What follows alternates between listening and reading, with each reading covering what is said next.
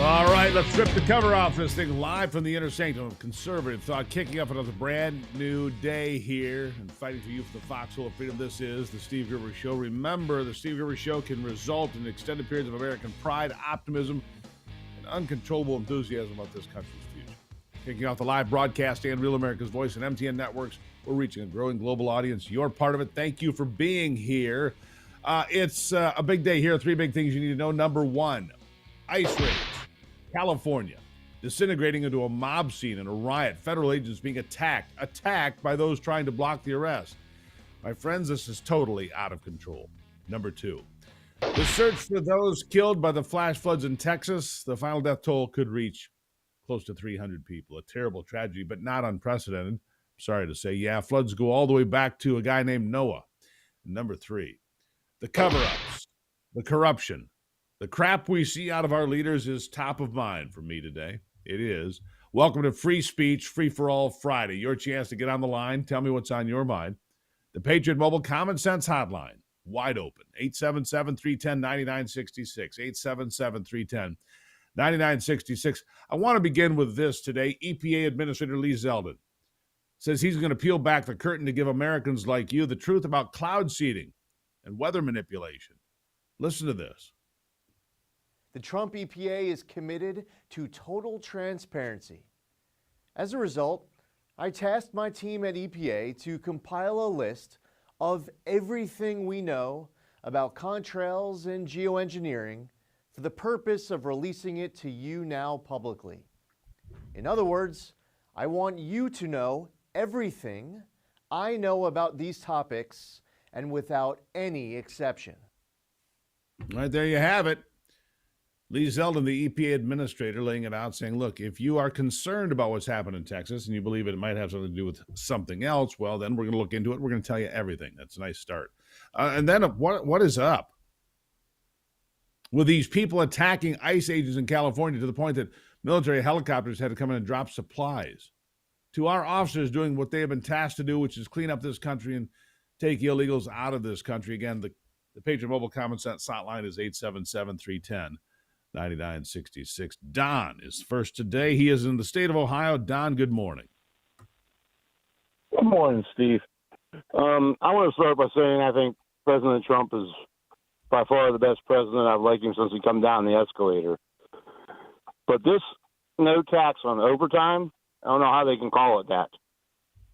I did a deep dive on it, and say you get $30 an hour, you work overtime, you get $45 an hour, $15 more. Well, you can only deduct that $15, not the whole $45. That's only a third of your hour. Well, that's the way I always understood it. I never understood to cover all the money your original paycheck was being taxed anyway.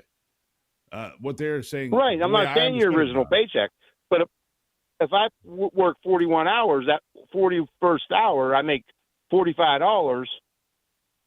No tax on overtime. That's overtime.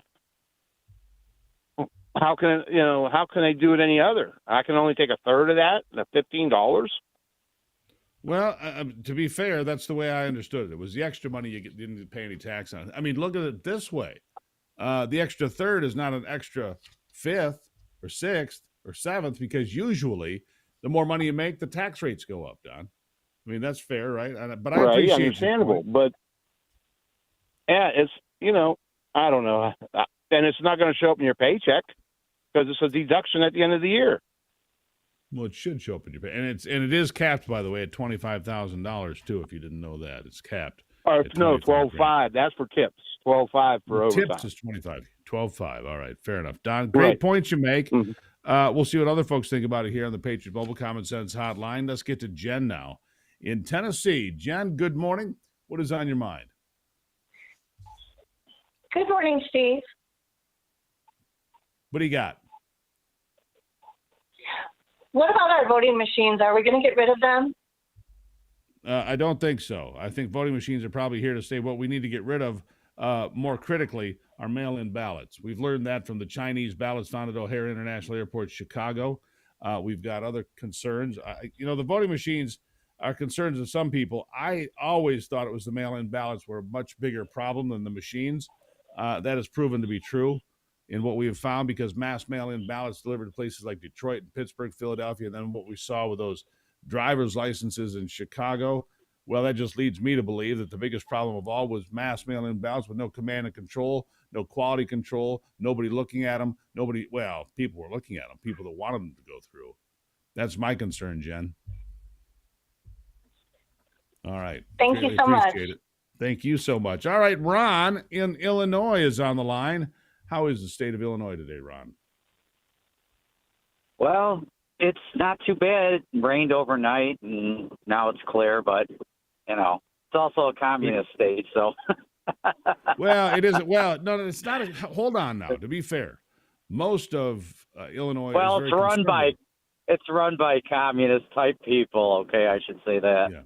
Yeah. Cook County's not good. The rest of it seems to be all right. Go ahead. Well, that's true. You're right. I mean, if it wasn't for Cook County, Illinois would probably be a red state. That's exactly right. The reason for the call, though, this government, the federal government, they really just need to start arresting these leaders of these cities, and I'm talking about Los Angeles, until they stop talking, about, here's how to defy ICE and all that other stuff. I mean, they just need to stop and start arresting these people, and that stuff will stop. And then these guys can do their job. What about these people yesterday? They went to raid a marijuana grow operation, did the feds, and all of a sudden all these people there formed lines and started attacking them, throwing objects at them. Apparently shots were fired at them. There's a $50,000 reward this morning for the suspect who fired at federal law enforcement as they're trying to do an immigration enforcement raid. I mean, these people are the ones that should end up in prison for the rest of their lives if they behave that way, don't you think? Definitely, most definitely. I mean, this just needs to stop. It's going on all over the place, and it's going on way too much. Like you said before, it's out of control, and I just think they just need to stop pussyfooting around and start arresting these people. Drop the hammer. Yeah, drop the hammer, Ron. Thank you so much. Right. All right, we're going to go to Texas now. Texas, we find Barry. Barry, how are you today? Where are you in Texas? I'm in Houston and grew up farmer in Indiana. Worked steel mills, 82 through 85, went in the Army and the bottom fell out with Reagan. I was in Iraq 2003, 4, and 5, hauling jet fuel. But a couple quick comments is all my people that I know, we don't call Crockett, we call her Crackpot. That is her official name. And another thing is where I grew up, my high school buddies, some of them had voted for Biden. And I said, for God's sakes, why? And they did. I turned them on the news like a friend of mine did about 4 years ago to watch Newsmax and Real American's Voice. I love the guy who comes on right behind you, too. Watch it 5 in the morning, and then that Ken Novak after you and go back to bed and then get Appreciate up. that. And at 2 o'clock. And another thing is it's the fake news over and over and over, just it's completely the fake news causing lies. problems every single day. I guarantee it. Got to be back on Free for All Friday.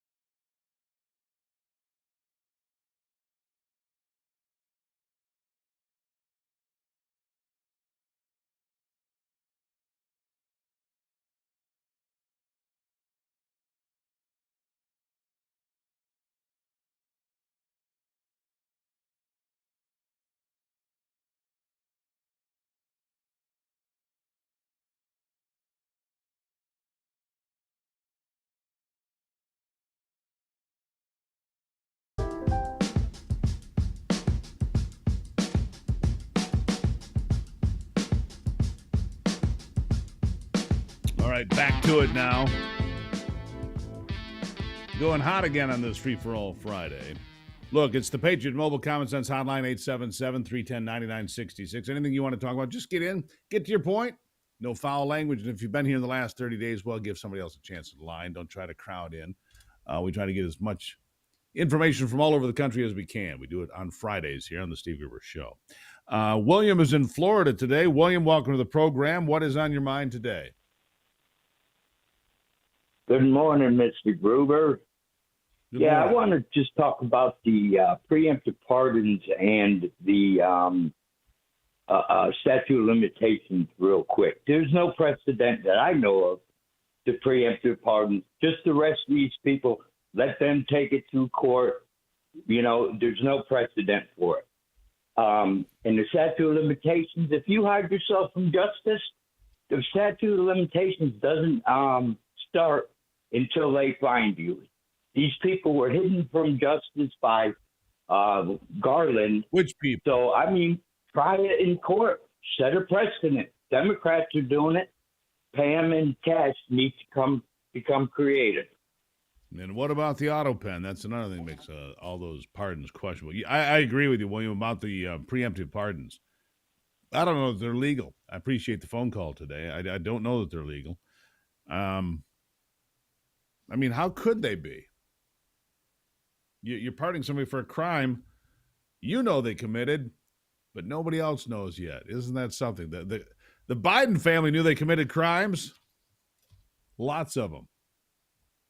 Anyhow, Patrick is in Las Vegas. Sin City today. Patrick, welcome to it. Hello. Good morning. Good morning. I want to talk about this doctor that was in Congress yesterday taking the Fifth Amendment.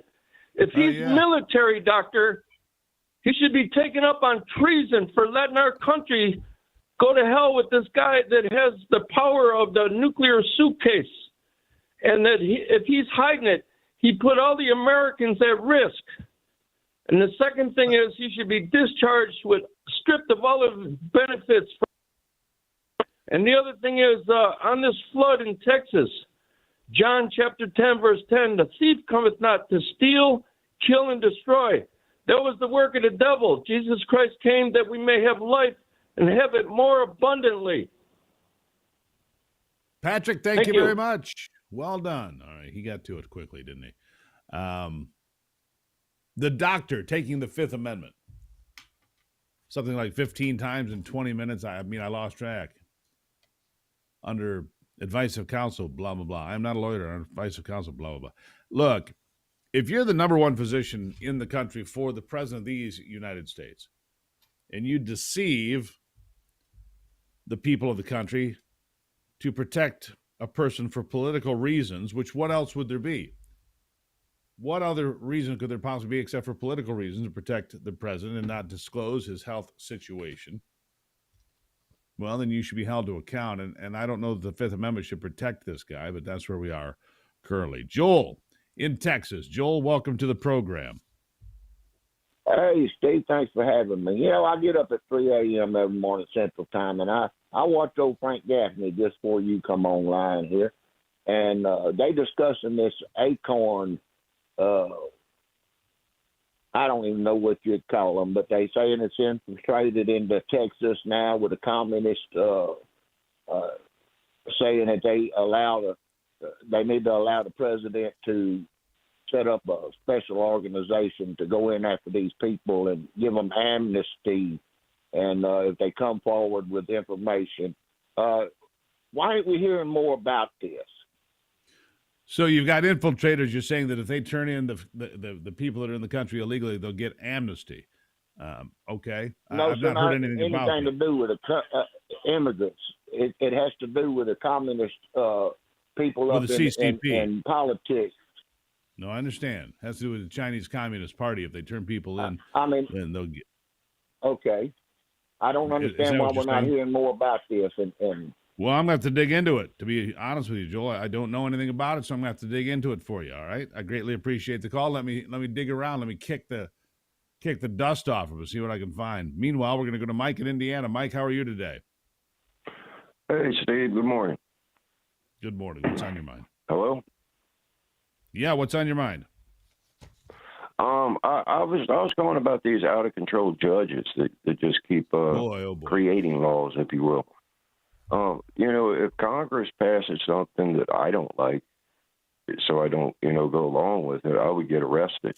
Like, why are these people not at least getting disbarred? Well, it's remarkable that Sam Alito, thank you for the call, great call. Sam Alito said, if you don't shut down these rogue federal district judges completely, they will just go out and declare classes of people, because they said if it's a class action lawsuit, then they can issue an injunction. The first one that I saw come through, he the judge, declared all non-citizens as a class. Apparently anybody in the world who is not an American citizen now is part of this class, so therefore he can prevent deportation. This is not how this system is supposed to work. This is not even close how this system is supposed to work. It is absolutely outrageous that they would do such a thing, but here's where we find ourselves. That's where we find ourselves. We have time for one more, I think. Brandon in Baltimore. Brandon, how are you? Oh, man, God bless you, brother. I love you so much, and hey, save the best for last, right? So, there you go. man, what's up? I just want to know, do you think there could be some executive orders signed to make the elections more secure? That's just one question. And the other one, do you think there could be an executive order being signed that American-only workforce? Well, that's never going to happen. Because it's really hard to get a job for me. Just to get a job, it's just really hard. But you're always going to have foreign workers. All right, man. Have a great show. Thank you, my friend. You're always going to have foreign workers in America. But they have to be legal foreign workers. That's what Donald Trump's angling for. That's why he floated this idea of farmers, for example, being in charge of the people that work on their farms. If you know the people that have been there, then maybe they're here illegally. But you take responsibility for them. There's a path for them to stay here and work legally. What do you guys think about that? We'll talk about it as we continue here on a Friday, Free for All Friday.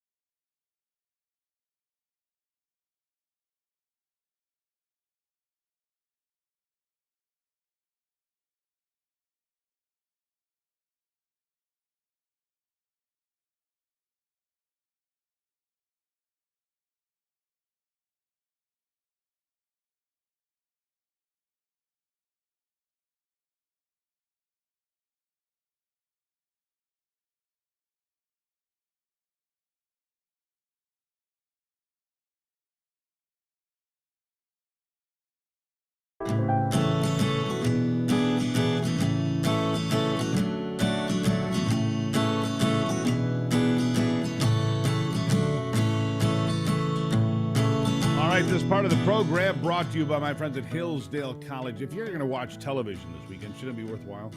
If you're going to sit and watch something and spend your time, which is so precious, shouldn't it be worthwhile? Well, it should be. You can learn about the Constitution, the history of this country. You can learn about the people that framed the Constitution itself, the Declaration of Independence, C.S. Lewis, Christianity, and the foundation of this nation. All of these things you can learn at my good friends at Hillsdale College. And guess what? It's all free. Free. There's no streaming fee. You don't have to pay for Netflix. It's all free, and you'll learn more. And boy, is it done so well. It's done as well as anything on Netflix. Go to gruberforhillsdale.com, gruberforhillsdale.com. You'll be glad you did. You'll be glad you did. You'll learn something this weekend and really enjoy your time spent watching. Trust me on this. gruberforhillsdale.com. If you haven't done it, please do me the favor. Go check it out. All right, Dan, in the great state of Maine, where we air, by the way, over there on the Lobster Network, WLOB and beyond in Maine. We love being on in Maine. Dan, how are you? Doing good, Steve. How are you? I'm lovely. What's on your mind? Listen, what's bothering me is why I'm watching these people interfering with ICE, with the arresting and the deportation and all. I believe what I would like to see the provision in the law whereby a person interferes with or sides with defending these illegal people. They think it's they're so great. Let them rescind their citizenship. I'd like to see that. That's my feeling. Well, I think that what they're doing is absolutely criminal. Dan, thank you for the call. And I'm just sitting here looking at this, the images, the videos, the chaos, the rioting, the violence that took place in California because of these raids is inexcusable. These people should be held to account. These people should be put in jail for extended periods of time. Show them that you can't just attack federal police officers with impunity. You can't do that. Still to come, we'll have Joanne, James. I've got a whole list of you here, folks. It is the Patriot Mobile Common Sense Hotline, 877-310-9966, 877-310-9966. I'll be right back.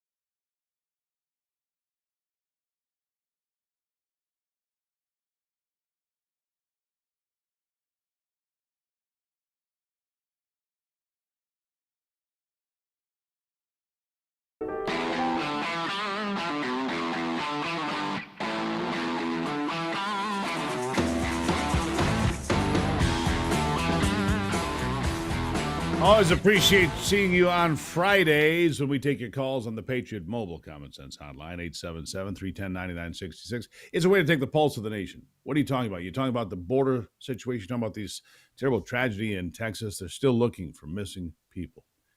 The death toll could reach close to 300 when it's all said and done. Unbelievable. But we appreciate what's going on with you, and that's why we check out people from all over the country so far: Ohio, Tennessee, Illinois, Texas, Florida, Vegas. Indiana, Baltimore. All right, Joanne is in Pennsylvania. We go there again. Joanne, what's on your mind? Hi, Steve. Thank you for giving us all a voice. My question is about the term limits. You know, if they put that on the ballot with every election and let the people choose, it would be a better idea because, you know, they're not going to vote themselves out of a lifetime career. No, I don't think they are. I think you're right. Term limits, you know, some people are for them. I've never been a big fan of them, but I'm starting to like them. Look, we've got an open Senate seat in Michigan. It could be $100 million proposition.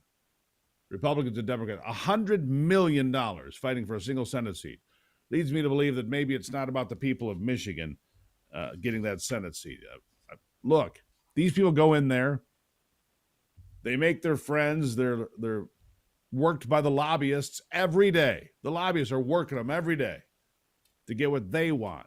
Not what the American people need and deserve, but what they want for their personal pet project or whatever it is. Joanne, you're exactly right. Thank you for calling. Thank you, James Steve. in Arizona. How are you, James? From the bottom of my heart, I think you're awesome. I think you're very professional. I really enjoy your show.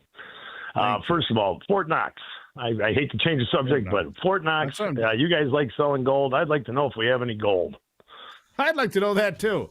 I think I'd have to go back and look. We've had this conversation a few times in the last few months. I think the last time anybody was actually inside with a television camera, I remember Congress was 1973. I mean, I was a kid. The last time they went into Fort Knox. I'd like to know if there's gold in there. They didn't show them very much, did they? No, they showed one room. They showed one room back then. Right. You can go find it on YouTube or wherever it is, right? You can go find that, James. What do you think? Do you think it's there? I have no idea. I have my suspicions are killing me. I gotta know. I think that's fair. Thank you so much for the phone call. I appreciate it. I've also seen that foreign governments right now are asking for gold to be returned to them from the United States. I would assume it's also housed at Fort Knox. Jason in the great state of Idaho joins us now. Jason, welcome to the program. Hey, Steve. Good to talk to you again. Good to talk to you. Hey, I just wanted to say, I've been around farming and stuff for about 3 decades. And, for the most part, I would say a lot of farm workers and stuff usually have been decent, family, hardworking kind of people. And you're talking about people here in the country from out of the country, right? You're talking about people here that are not from here. Gotcha. Go ahead. Well, from outside of the country, probably south of the border. And, I've seen both, people who are here legally and illegally. And given the nature of farming, usually you have people that work with you all year, but then there's times where you need a whole bunch of help and, hey, someone's cousin from here shows up, and, that's what helps get your farming done. And it's just kind of overlooked, but it's taken care of. And, let's just say it this way. Farming is not a get-rich-quick kind of a, means of, but anyway, and, I even, there's a friend of mine who, when you hear their stories and this and that, sometimes you're like, oh, this is kind of, they're problems trying to get across the border and almost dying in the deserts and stuff. Well, I'm all for it. I'll say this, Jason. I appreciate the phone call. I'll say this. I support legal employment. We just call them migrant workers. We used to see them in Michigan all the time when I was a kid. Big groups of them would come together, 15, 20, 30, 50 at a time, depending on what kind of farm it was and what kind of crops they were harvesting. That's fine. Legal workers. That's what we're looking for. Legal workers that come to this country. When you have people coming across the border, you don't know who they are. You don't know the crimes they've committed. Rape, robbery, murder sometimes. You can't have it. Absolutely cannot have it. And you cannot have people combating those professional law enforcement agents doing their job in California or anywhere else for that matter. We have to protect our law enforcement, our first responders. Maria is in Florida. Maria, welcome to it. What's on your mind? Hi. Hi, Steve. Hi. Yes, ma'am. Let's go. Hi, thank you for taking my call. Yep. For the first with the doctor, he can't take the fifth. He needs to be investigated internally. He's treasonous. Second of all, Steve, I am from Keep America Heard on Facebook, and someone on your timeline 3 months ago attacked me verbally really badly, and you banned me from your page on Facebook. I did?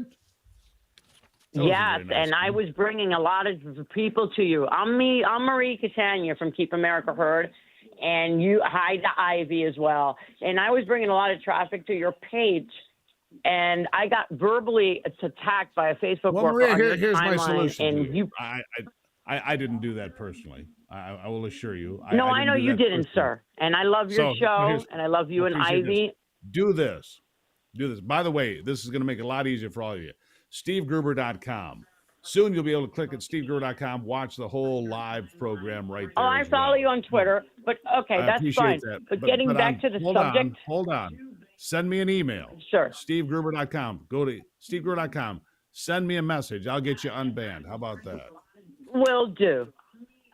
Okay. What I wanted to tell you, though, on the topic, first of all, with Mandawi, he cannot make it in New York City as mayor, and I agree with Trump. If he gets in, we will arrest him. Trump already said he will be arrested if he gets in.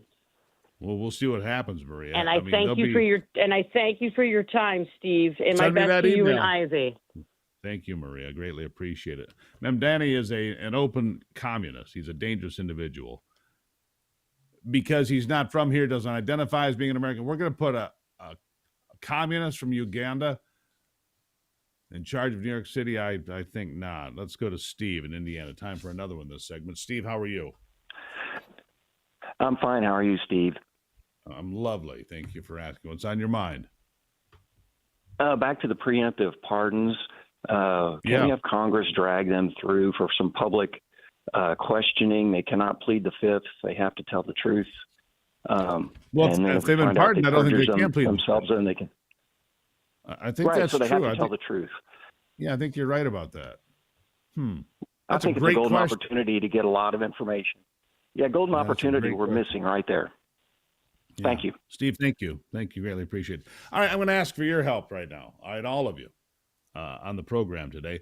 In order for these programs to be successful, we need your support. We need you to support the people that are partners with us here, like Home Title Lock. Home Title Lock is a company that protects you from having your house stolen by thieves that'll get online and fabricate your materials, forge your signature, and then try to take loans against the equity in your home. Home Title Lock, one of those great partners we have here. Criminals forge your signature, use a fake notary stamp, pay a small fee. Next thing you know, they're taking loans out against the equity you've built up by paying your mortgage every month, or they could try to sell the house altogether. The point is, you wouldn't know about it until there's a nasty gram in your mailbox. Find out more by getting on with HomeTitleLock.com. Promo code Gruber.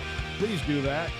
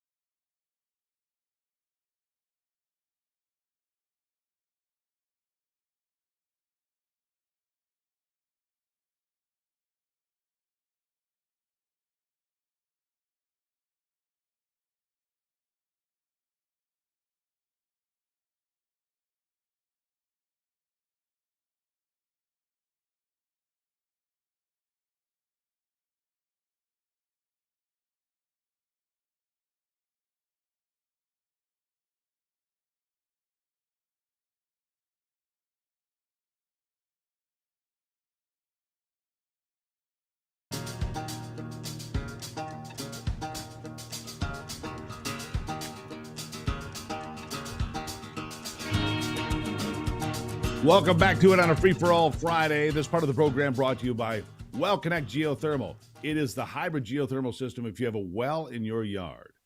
You're halfway to a hybrid geothermal system at a fraction of the cost. But you should hurry. If you live in the northern United States, you have a well in your yard, you should hurry because it looks like those subsidies might be going away at the end of the year because the big, beautiful bill got rid of a lot of those subsidies. If you want geothermal, if you want to save 90% on your utilities without replacing your furnace, without replacing your air conditioner, WellConnectGeo.com. WellConnectGeo.com. From Maine to Montana and all points in between, you'll find out. And you're going to love this product. Thousands of them are out there, patented by a University of Michigan engineer. It's a great product. All right, my next guest is Gregory Slayton, former senior U.S. diplomat, author of Portraits of Ukraine, A Nation at War. And Gregory, I want to welcome you to the program because the topic here is Xi Jinping losing his grip on power. And we have had this conversation for the last many months because it's believed by people that I've had in this program that seem to know that he may have had a stroke about a year ago. There's been a reshuffling of the generals around him.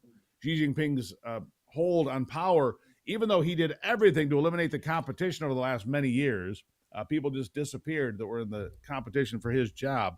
But it's been reshuffled. The Chinese Communist Party is an entity that takes on a life of its own. Is Xi Jinping in trouble right now?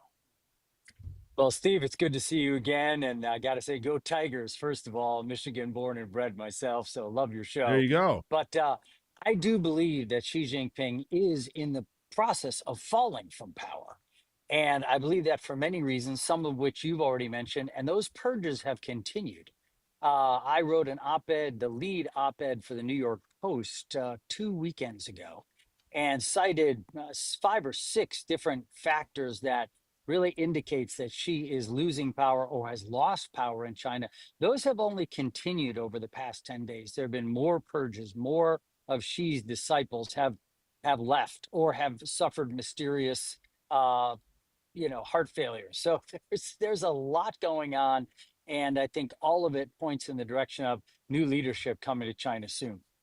And what you're saying, Greg, is this is amping up and ramping up right now. It's becoming more intense, these purges, these eliminations of competition.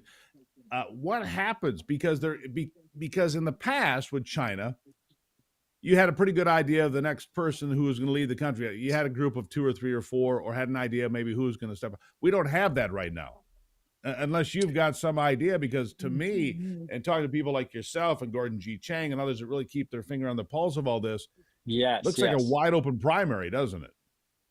Well, I think there's 2 or 3 leading contenders. I think you're going to see, because of the complete failure of Xi's one-party iron grip, and especially this last 5 years, the Chinese economy is really flat on its back.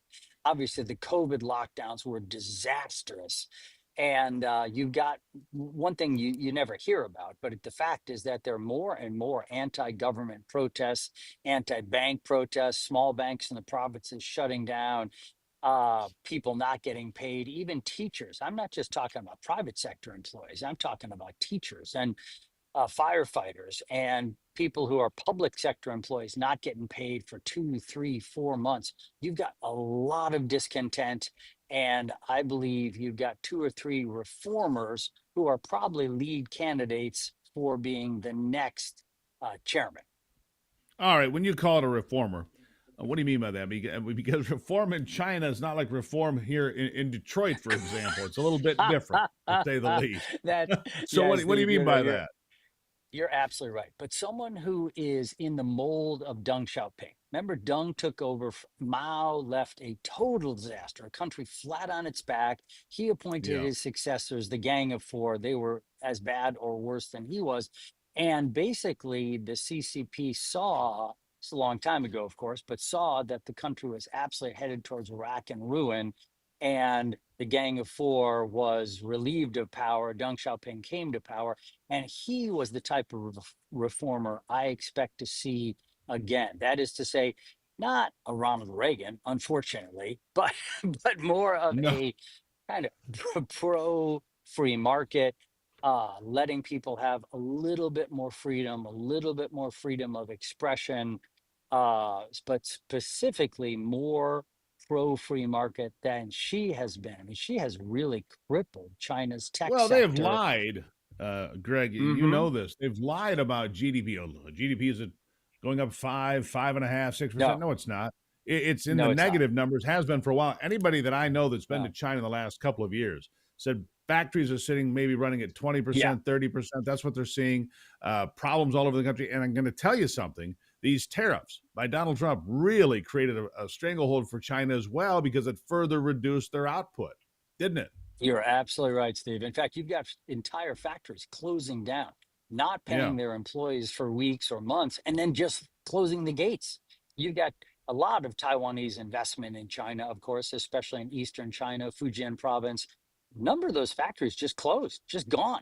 They'll take the equipment one night, they'll pack it up, they'll bring as much as they can back to Taiwan, and the factories close. That's it. People come to the gates. Steve, one thing you've had, you never saw this before in China, at least I'm not aware, is factory arson. You've had over 100 cases of factories mysteriously burning down, and in almost every case this year, it's been arson by employees who are just how do you frustrated. Well, yes. How do you say John Galt in Chinese, in Mandarin? That's what I would say. That'd be my question. Gregory, I got to leave it there, but please keep your finger on the pulse, because, I mean, real quickly, how fast do you think this could happen? Months. We're not talking days. We're not. Remember the Chinese way. The Chinese Communist Party's had this type of transition before. And it's generally not that somebody has a helicopter accident, quote, or gets just taken away. Right. It's fairly That's smooth. Russian. It takes time. Exactly. Hey, by the way, Steve, you mentioned my book, Portraits of Ukraine. Yes, sir. Just want to say, anybody who loves Ukraine, 100% of the profits from this book go to charity. It's been super well reviewed. And once China, hopefully China stops supplying dual-use technology to Russia, and Russia stops killing Ukraine. Greg, I got to leave it right there. Portraits of Ukraine is the book. We got a hard break, my friend. We'll talk again soon. Portraits of Ukraine. Thank you, Steve. Patriots release.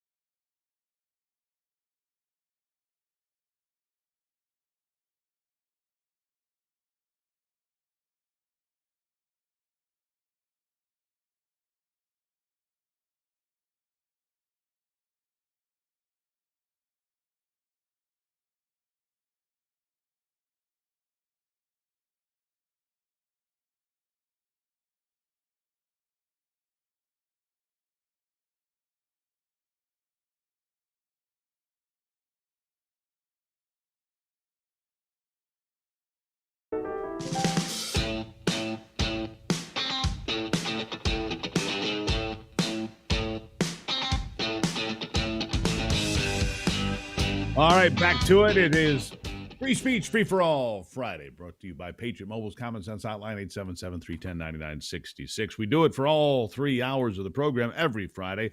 Tom has been patient in the great state of Kentucky. Tom, what is on your mind? Tom, are you there? Yeah, Steve, can you hear me? I can hear you now, my friend. Go ahead. About now?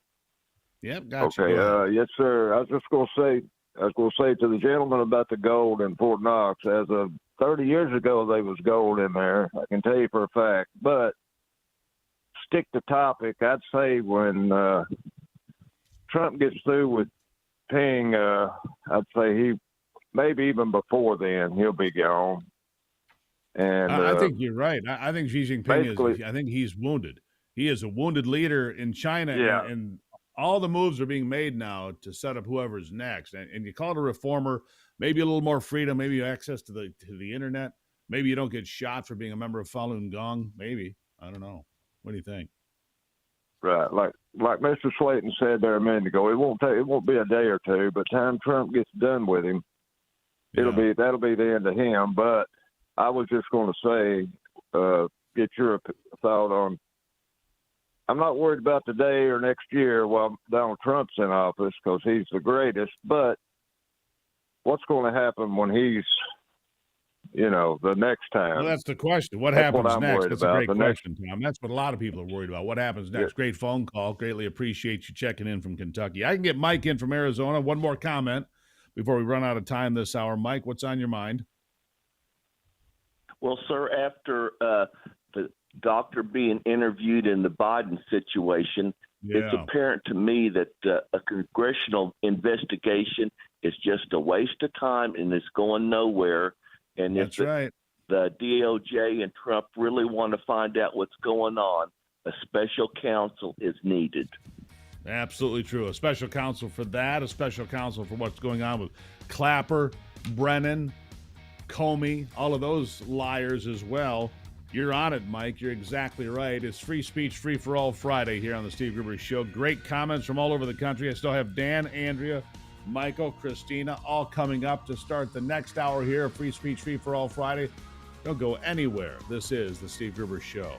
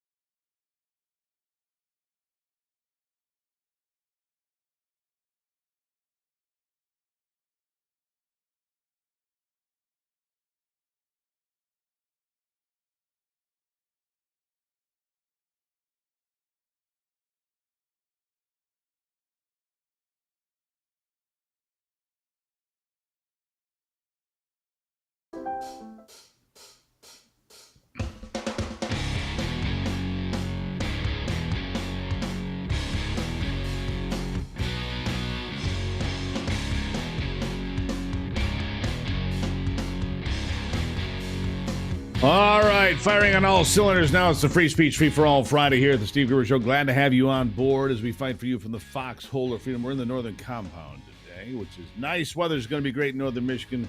God bless America. Here are three big things you need to know this hour. Number one, Donald Trump considering a takeover of Washington, D.C. What does he mean by that? Well, he wants to get rid of the crime. And by the way, they can do that. Congress has the right to take over law enforcement and taking care of the city in D.C. It's part of what they're legally allowed to do. Number two, the Department of Justice has charged 7 Chinese nationals in a multi-million-dollar marijuana trafficking ring. Shocked, aren't you? Just absolutely stunned, aren't you? And number three, like I said, Free Speech, Free for All Friday. Glad to have you on board. The Patriot Mobile Common Sense Hotline, 877-310-9966, 877-310-9966. You can catch it every Friday here on the program. Hanging around with us, Dan, Andrew, Michael, and Christina, all ready to go. Let's start with Dan in Tennessee. Dan, you've been patient. I appreciate it, my friend. What is on your mind? Hey, good morning. I'm out on the tiles with the Gruber. Yeah, you got it, brother. You're there. Thank You're you. on. You're live. You're happening. What's up? So a little country, Liberia, is in the news, and some compost rag ran a story on how dumb Trump is for complimenting the Liberian president for his beautiful English. Did you see that? Right. I did. I saw it. I'm like, look, most people in this country couldn't find Liberia on a map if they had $1,000 sitting there and an hour to do it. That's a fact. So as if all the elitists were scoffing at President Trump, they were as if they were all well versed in all things Liberian. I did a little dive on it, Wikipedia dive. I found out I that know they about were, Liberia. they I were get what it is. Okay, well, anyway, so it was never formally a U.S. colony, but anyway, it's kind of I thought it would have been an English colony, but it's an American whatever, not really a colony American like colony, Guam and so or Puerto Rico. Liberia was set up like in the 1830s. I'd have to go look at the exact time frame, but it was freed American slaves. It went back to Africa and created this country, Liberia. That's why they speak English. I mean, that's it. A lot of people don't know that. Donald Trump didn't know that, and so what? But that's what I wanted to say. Our great president is trying to help them. It's like a USAID or US Aid for Trade deal, which is a really good thing. That helps. And he's trying to stop wars over there with those idiots. And it's another S-hole country that you really ought to mark off your list of places to visit while you're vacationing, unless you like being murdered. But I just wanted to say, wouldn't it have been great if Donald Trump could have complimented Maxine Waters on her beautiful English, or the girl from Texas? You know, wouldn't that have been Jasmine nice? Crockett, Anyway, Group, thank you, bro. Jasmine, beautiful English. Dan, I greatly appreciate you hanging around. You got me a big chuckle there, Dan. Greatly appreciate that, my friend. Put a smile on my face. Look, big old asshole country. Yeah, you got that. Got in trouble for that. For calling a spade. He got in trouble for that a number of years ago. Let's go to Andrew, South Carolina. Andrew, how are you? I'm good. How you doing? Good morning, America. I just want to make this very short and sweet. I was deplatformed off X, Musk has the power to deplatform the Republic. They're using X to spew and smear Trump in every single way. Once again, we're being silenced on X. All I did was post a self-made video of the chemtrails in the sky saying these pilots should be arrested for murder for the deaths of the people in Texas, because I believe, in my opinion, that this weather phenomenon happening around our country is due to seeding the clouds. So I was deplatformed for that. But we can throw videos up there of our ACE agents being attacked with bicycles and skateboards. That's violence. What I did was not violent. It's a fair point you make, Andrew, and I appreciate it. Look, I'm a free speech guy. I thought Elon Musk was as well. Apparently, he lied about that. He's having a temper tantrum, as you know. It's okay. He's going to form his own political party. Let me see. Scaramucci, Mark Cuban, all sorts of others that nobody cares about will be in this political party. So, Andrew, keep the faith, my friend. You're going to be all right. I truly believe it. All right. Let's go to Florida. Michael, been very patient in Florida. Michael, good morning. Welcome to it. Nope, he's gone. Christina. Well, Michael, you weren't very patient, were you? But Christina was. She gets the benefit of this from the great state of North Carolina. Christina, good morning. Good morning. What's on your mind, my friend? Yes, ma'am. I'm trying to find out. There's a lot of people that's having heart attacks and cancer and all kinds of things. And they're saying that heart attacks and everything have increased with COVID. First it was the vaccinations, whatever. Now they're saying it's just long-term COVID. How is there a test, or what step do you take to get rid of all this stuff? Well, I will tell you this. The wellness company has a spike protein formula that helps alleviate the spike protein from the body. It is the gold standard, I can tell you that. Thank you for the perfect stepping off point for my friends at the wellness company. Great operation, by the way. Emergency kits. They've got the spike protein formula. They've got all of this. twc.health/Gruber if you want to find out more, Christina. twc.health/Gruber. Go ahead. Okay, I have purchased stuff, but I'm not sure, like, to prevent cancer and stuff like that. What detox the system? Well, some people say ivermectin. ivermectin. There's something else, by the way, from the wellness company, the parasite cleanse. Ivermectin has been shown to be effective against cancer after it rids the body of all parasites. Ivermectin really is a miraculous drug, and it was attacked during COVID because but for political reasons, silly thing. Ivermectin won the Nobel Prize in medicine for being a very effective drug for parasites, stop river blindness. It'll take other parasites out of your body. It has been shown to be effective in fighting cancer. The spike protein, of course, gets the COVID out of your body. All of these things, by the way, the parasite cleanse, which is ivermectin and mebendazole, are both available at the wellness company. Again, it's twc.health/Gruber. I mean, every question you have here, Christina, I send you back to the wellness company and Dr. Peter McCullough and all the great folks over there, because they have put together great products, taking the time to make sure they work. They've been anti-vaccine from the beginning. They're pro-health. And as you know, nothing like taking care of yourself ahead of time so you don't have to fight back when disease gets here. So you can take it every day? You sure can. Ivermectin, you can. I know people that take it every day. Low dose ivermectin every single day. Yep. Okay. Thank you very much. My pleasure. There you go. I'm not a doctor. Speak to your physician. I am not a doctor, but I can tell you people take it every single day, people that I know. And I take it from time to time. Whenever I have COVID, I try to take it because it knocks COVID out for me. It works for me. Despite all the hype against it and so on and so forth, I was very sick with COVID at the end of 2021, really sick. I had to argue with my doctor to get ivermectin, had to drive an hour and a half one direction to pick it up. We did that. I took it midday. By late that day, I was a different human being. I was almost healed completely. All right. We'll take a break and be back. It's a Steve Gruber Show. It's a free speech, free for all Friday. The Patriot Mobile Common Sense Hotline is 877-310-9966. I'll be right back.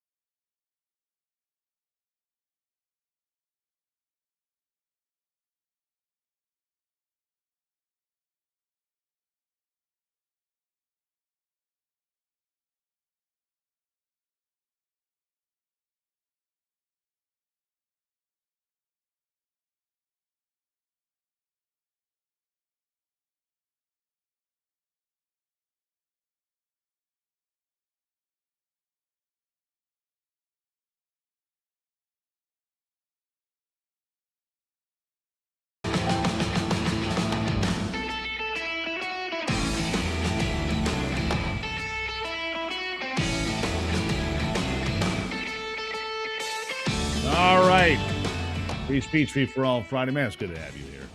A lot to talk about. AI, something we talk about on this show a lot. We talk about it a lot because it impacts everyone. It might be the single greatest leap forward in technology in human history, potentially. The world will change more in the next 5 years than it has in 1,000, and it continues to be that way. I mean, you look back, how long have we had these things, smartphones? Not very long, really. Maybe not quite 20 years? Changed everything, didn't they? Well, AI is going to change it more. Chris McKenzie, Senior Director of Communications for an outfit called Americans for Responsible Innovation. It's a brand new group advocating for AI policy in the public interest. And there's questions about how this AI is going to impact us. And what about people going to work every day? Chris, welcome to the program. Steve, good to be on with you again. Nice to see you. All right, so the concerns out there for people are that they're going to lose their jobs. Now, having said that, historically speaking, there's always been concern about job loss when new technologies come along in all of human history, including the computer itself. The computer itself and the personal computer, the PC, people are going to be out of work. It usually turns out that there's a lot more work created. What are your concerns with AI? Is it going to buck this trend, or what do you think? Sure. I think there's a lot of debate over what the long-term employment trends from AI are going to look like. What I will say is even in sectors, even in moments of technological innovation, when we invent something that creates more efficiency and more jobs overall in the economy, take fracking in energy, for example, right? That largely resulted in the elimination of a lot of coal jobs in places like West Virginia. And while it might have had, broader economic positive impacts for the U.S. economy, a lot of those coal communities in West Virginia were devastated. So even when a technology benefits, overall the country, we can see specific sector by sector impacts that are harmful for some people over the long term. Can be, that's for sure. Do you think, AI has so many positive possibilities, also has a lot of negative, not just the job concerns, but obviously put to use by terrorists or by militaries. Every technology in world history, no matter what it was, airplane's an easy example, it is instantly transformed into a machine of war, whatever it is. AI, no exception. In fact, there are advancements. In fact, we just saw Pete Hegseth come out yesterday, Secretary of Defense, say, look, we're pulling back all the restrictions on drones so that we can have a full-blown drone warfare, right? Everything that is created by human innovation becomes a weapon of war, doesn't it, Chris?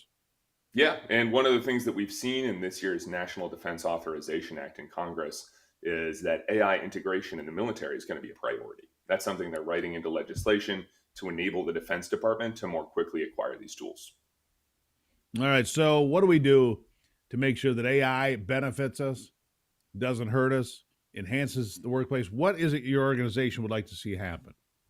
Sure. I think we have a couple concerns. Right now, I don't think we have enough data to determine directionally where is the economy, the AI integrated economy headed.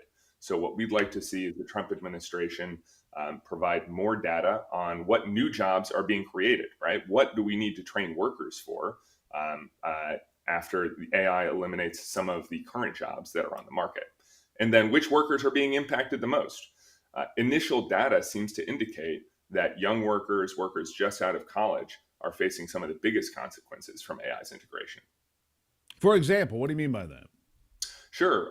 We just saw unemployment for workers who have a college degree spike to 5.8%, above the national average for unemployment. That's pretty unusual in this type of economy. We also know that workers with less than 2 years of experience in sectors like computer programming have seen a 20 to 25% spike in unemployment over the last couple of years. That's very quick and very impactful for that sector of workers. Yeah, what it indicates to me, though, maybe, and it's something else I talk about in this program, Chris, are junk degrees. Degrees that are sold that have no value. They're not worth the paper they're written on. And that's why I've suggested time and again, I'll make that suggestion again right now, these universities should be held accountable. They should be co-signers on these degrees. If you're going to sell somebody a degree and 5 years down the road or 8 or 10, whatever your benchmark is, those degrees have not produced enough revenue to pay off the debt of that degree or give somebody a chance in life, then they should be the co-signers. They should be on the hook for that. They've got massive multi-billion-dollar endowments. Back up the paper you sell. And if the paper you sell isn't worth anything and some kid is on the hook for $80,000 for the next 40 years, well, by God, let the universities be involved with that. I'm off the soapbox for a moment, Chris, but it's a good point. I truly believe these universities are selling entertainment and meal packages and not an education. And that concerns me. What can we do to do better in your estimation?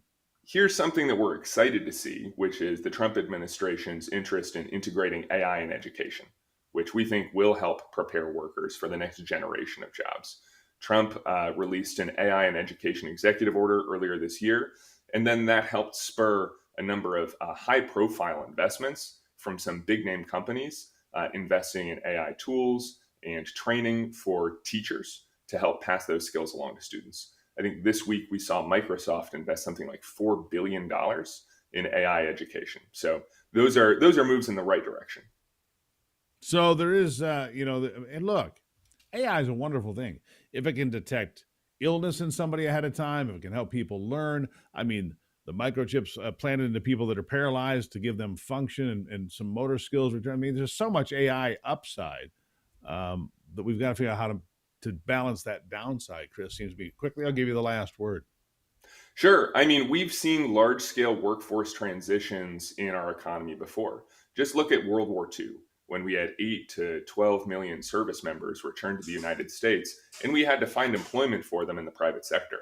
But the difference then was that we had a plan, right? Congress passed the GI Bill to help integrate these people back into the private sector economy. So what we need to see now is a new plan from lawmakers to help workers reintegrate as AI comes into the new economy. There you go. Chris McKenzie here, bro. Always appreciate talking to you, my friend. Thank you for being here.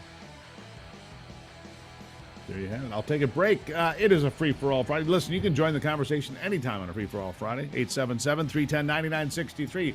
We work it in around the edges. I'll be right back.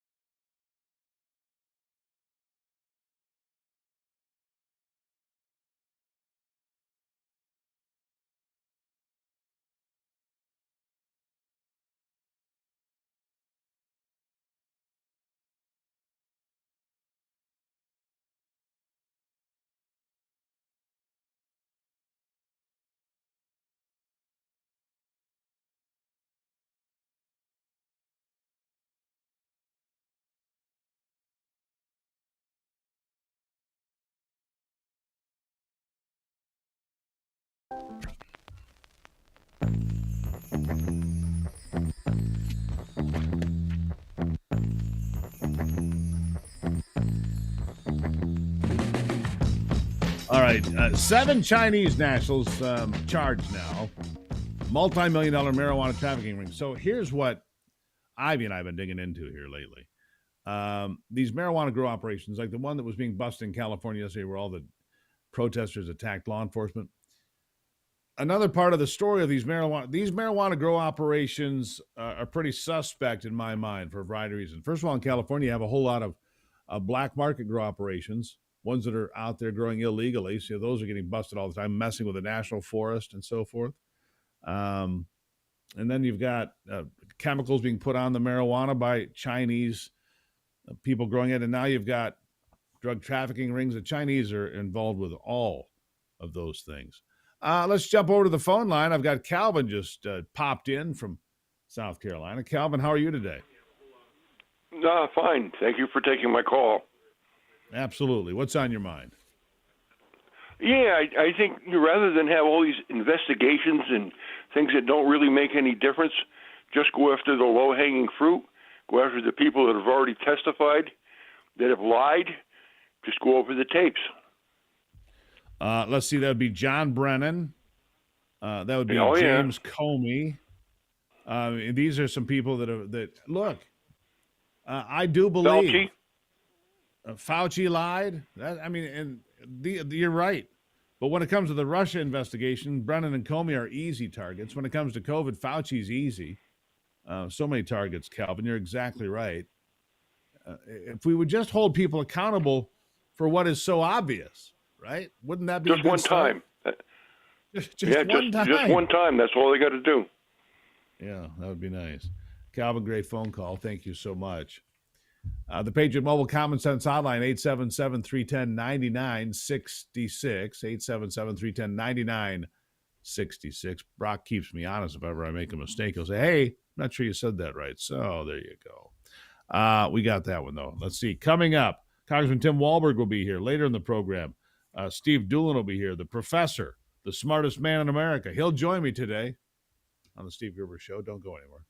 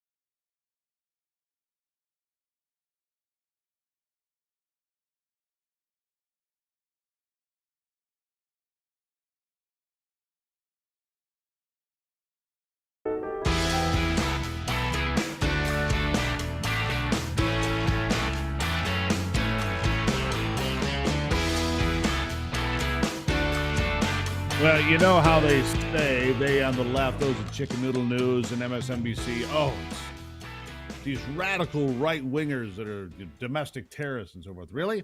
Here's what I've seen lately. And you correct me if I'm wrong. Here's what I've seen. I've seen 2 attacks on ICE facilities at the border. One from a Michigan man who was shot dead here just a few days ago. Don't know why he traveled to McAllen, Texas to attack an ICE facility. A few days later, 11 now people arrested for attacking an ICE facility not too far away from the event in McAllen. Yesterday, law enforcement officers being attacked openly while they're trying to enforce removal orders, deportations, if you will. And it's the right that's violent? Give me a break here. Joining me now is Congressman Tim Walberg. Of course, he represents Michigan's 5th Congressional District. Congressman, nice to see you today. Look, this is out of control. And these people that are attacking ICE facilities should go to jail for life. I mean, and yesterday, I don't know if you saw this one at this marijuana facility in California happened late yesterday, at least one person firing a handgun, they believe, a $50,000 reward out there. We need to drop the hammer on these people. We need to make some examples here, Congressman. Welcome to the program. Your thoughts? Well, good to be with you. Absolutely. I mean, on January 6th, remember that brouhaha that went on? Sadly, went on, but the only shot fired was by a liberal police officer, a Capitol police officer, who shot an unarmed citizen. In this case, you've got armed citizens, maybe some illegals even, who are shooting at police officers, Customs and Border agents, ICE, doing the job simply that they've been given to do by law and enforcing laws that ought to protect our country. And the left, liberals, Democrats, and that's synonymous right now. A Democrat is a liberal, and sadly, in some cases, a clear socialist. They are the ones that are fighting back at this government and causing mayhem that never took place from the conservative side of the aisle. So it has to be stopped, not just because they're Democrat, liberal, socialist, but because they're anti-American and going against what this country stands for. Yeah, they're attacking us. I mean, look, we hire these people and ask them to do a job. In this particular case in California, go to this facility. We believe there are a lot of illegals working there. Apparently there are. I mean, they're using helicopters to find these people that are running through the fields trying to escape because they're here illegally. Look, I heard Donald Trump say here in the last couple of days, put forth an idea that I'm okay with. If you're going to be a farmer and you have these people and you've known these people for a number of years and he's been here, whoever it is, for a number of years, you take responsibility for these people working on your farm. And it's your responsibility if for some reason they get jammed up or do something wrong. I'm okay with that.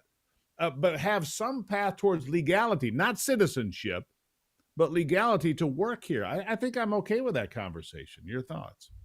I think most people are. And what has held back in doing that is because we had 4 straight years of total openness at the border.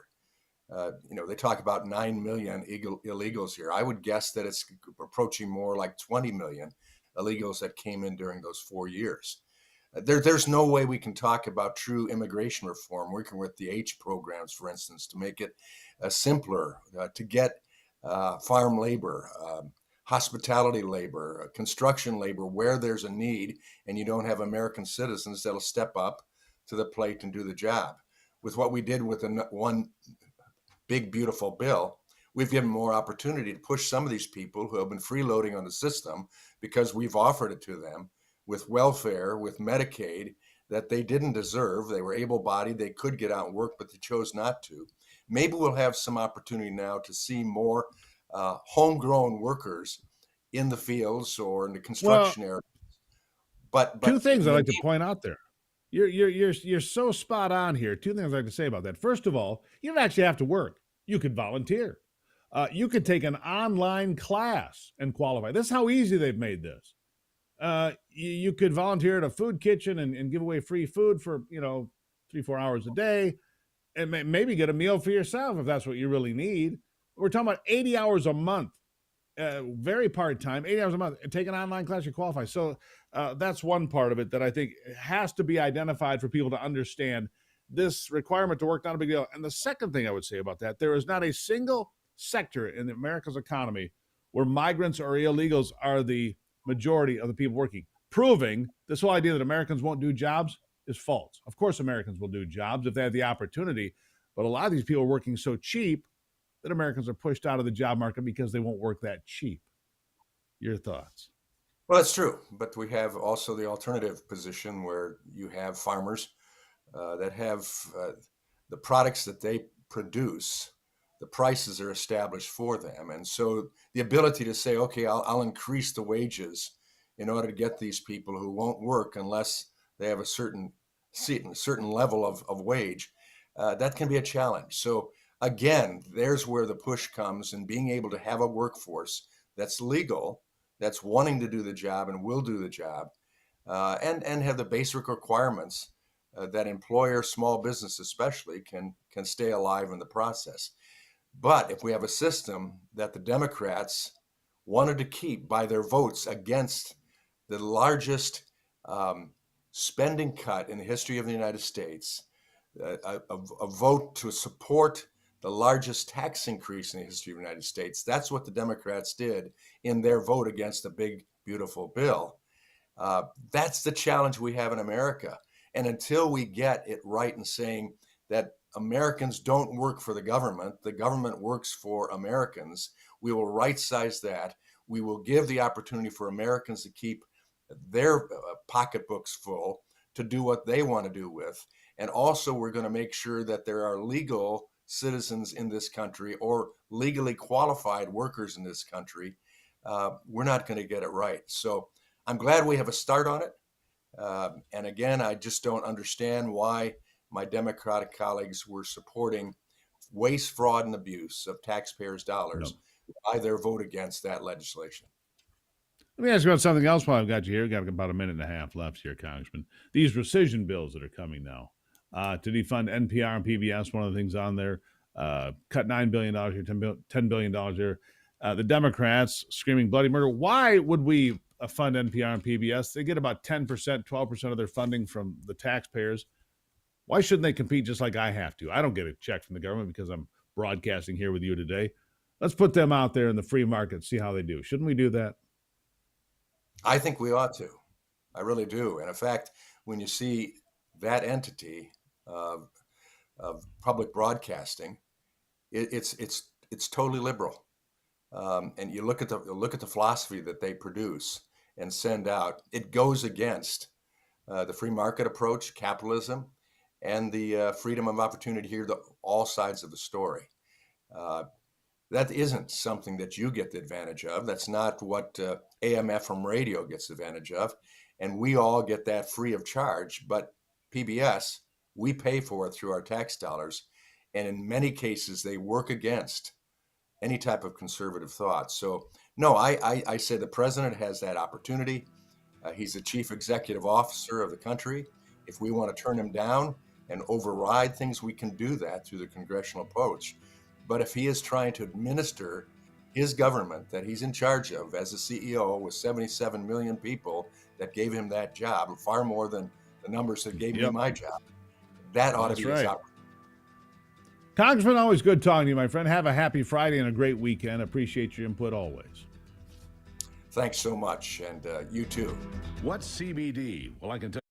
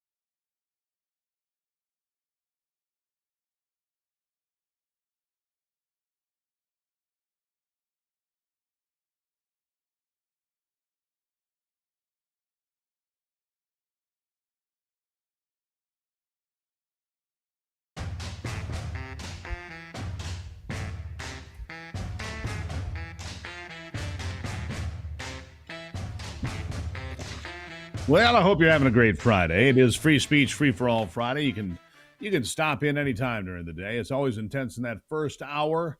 The phone lines usually loosen up by about this time of the day. 877-310-9966. 877-310-9966. We'll get you connected here. Brock will clear you through, and then a chance to talk to me. Whatever's on your mind. There is no topic specific. It's anything you want to talk about any given day. All the things we just talked about with the Congressman, anything else. 877-310-9966. By the way, a little programming note coming up pretty soon. SteveGruber.com will have a video link right there. Boom. You won't have to go anywhere.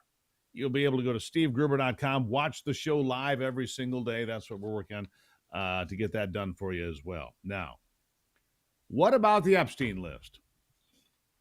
What about the Epstein list?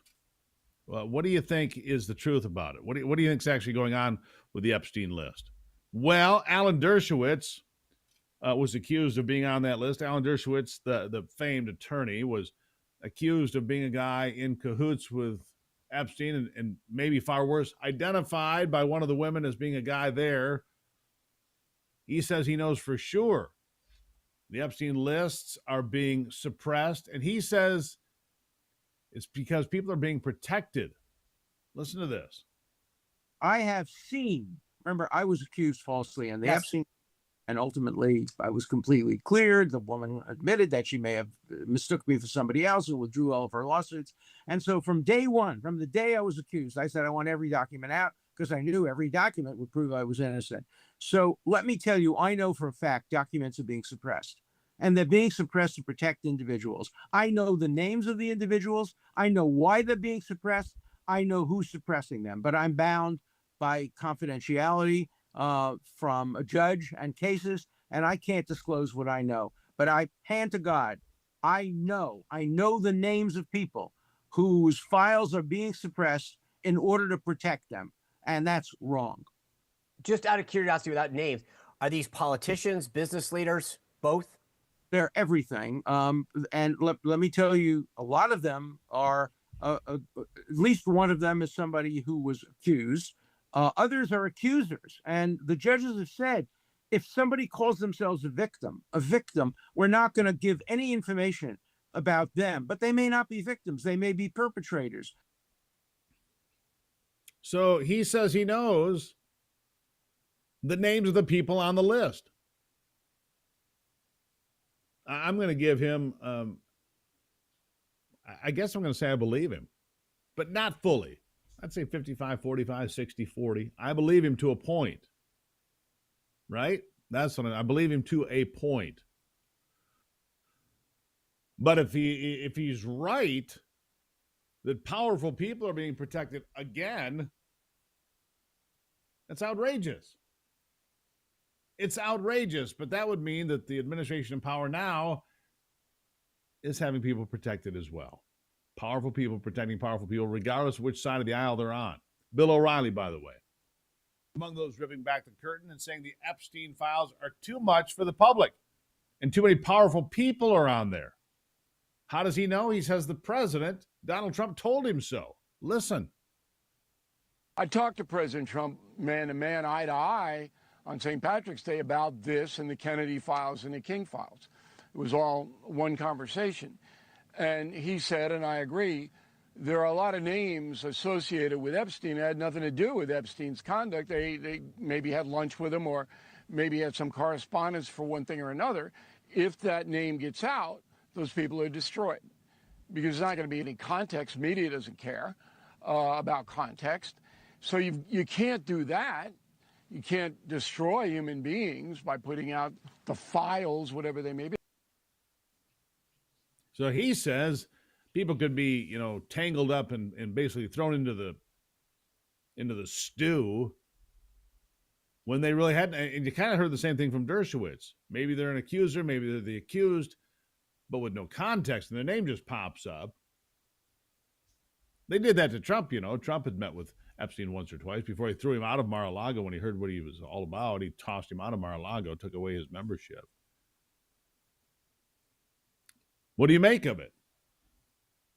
What the problem is here, the powerful people that are potentially the criminals the perpetrators, they get to skate because there's other names in the mix there that were not perpetrators. So because of this, because you're not sure who's who and what's what, they all get away with it. Well, that's not right either. That's not right at all. You know it, and so do I. But how do you solve it? If Donald Trump's right and some of these people are, their names are just in the mix, but they're not criminals, then how do you out them? How do you go from there? All right, something for you to think about on this Free Speech, Free for All Friday, 877-310-9966. Weigh in anywhere in America if you're so inclined, 877-310-9966. That is the Patriot Mobile Common Sense Hotline. Another hoax. Not just the Russia hoax with Donald Trump that we've been talking about all week, but the climate hoax. Failing to gain traction anymore. In fact, fewer people believe in it every day. Just ask Chicken Noodle News. Here they are. Are Americans afraid of climate change? And the answer is Americans aren't afraid of climate change. Climate activists have not successfully made the case to the American people. I want you to take a look here. Greatly worried about climate change. We have data going all the way back since 1989. Look at that. It was 35%, 2000, 40%, 2020, 46%, and 2025, 40%, which is the exact same percentage as back in 2000. Despite all of these horrible weather events, the percentage of Americans who are greatly worried about climate change has stayed pretty gosh darn consistent, which kind of boggles the mind a little bit. Granted, everything that we see on our television screens, our computer screens, the hurricanes, tornadoes, the flooding, but yet greatly worried about climate change, 40% in 2025, the exact same percentage as back in 2000. And that number is getting smaller. I don't worry about it ever. It's going to be 90 degrees in northern Michigan. Climate change? God, I hope so. We'll take more of it. 90 degrees in July? What a wonderful country we live in, huh?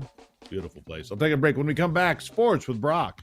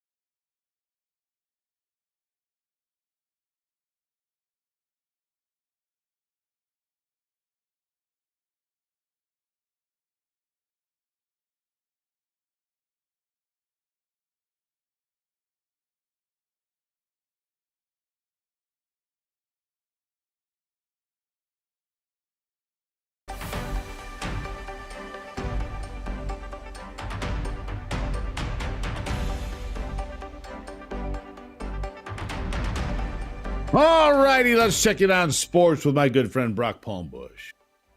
With a look at sports, I'm Brock Palmbush. 10 games in Major League Baseball yesterday. American League winners included Boston, Baltimore, and Texas. National League winners included Cincinnati, the Chicago Cubs, and San Diego. At Wimbledon, it was women's semifinal day. American Amanda Anisimova upset top-seeded Arina Sabalenka 6-4, 4-6, and 6-4 to make her first ever Wimbledon final. In the other semi, four-time French Open champ Iga Swiatek thrashed former Olympic gold medalist Belinda Bencic 6-2, 6-love to advance to her first Wimbledon final. The men's semifinals are today at the All England Club. At the PGA Tour Scottish Open, Victor Perez, Sepp Straka, Nico Echevarrio, and Jake Knapp lead after round one at 6 under par 64. Round two is today. This is the last tune-up before the British Open, which is next week. And in the WNBA, there were two games. Winners were Minnesota and Washington. That's a look at sports. Back to you, Steve. All right, Brock, thank you for that. All right. World Economic Forum, here's a little something for you. It's just something for you to consider on a Friday, all right? According to the World Economic Forum's Nita Farahani, brain sensors. And this is just the next step. What was that thing called? The Fitbit, right? The little fitness bracelet you wore, right? Well, the next generation of that using AI. Brain sensors embedded in your headphones and other devices, keeping tabs on your brain activity. Are you tired? Are you paying attention? Is your mind wandering? Are you happier? If you're paying attention, your mind wandering, my God, my sensor, beep, beep, beep, beep, mind be going off constantly. Yeah, see, and Ivy said that's the damn truth. I'll speak to her later about her attitude.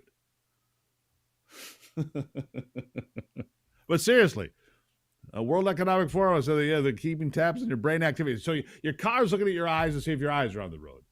Your headset's going to be seeing if your brain's acting up. They'll have red sensors and flags. I'll be going off like the 4th of July every damn day. Anyhow. You think that's funny, huh? That's cute. All right, I'll take a break and be right back. It is Free Speech, Free for All Friday. The Common Sense Hotline, 877-310-9966, anywhere in America.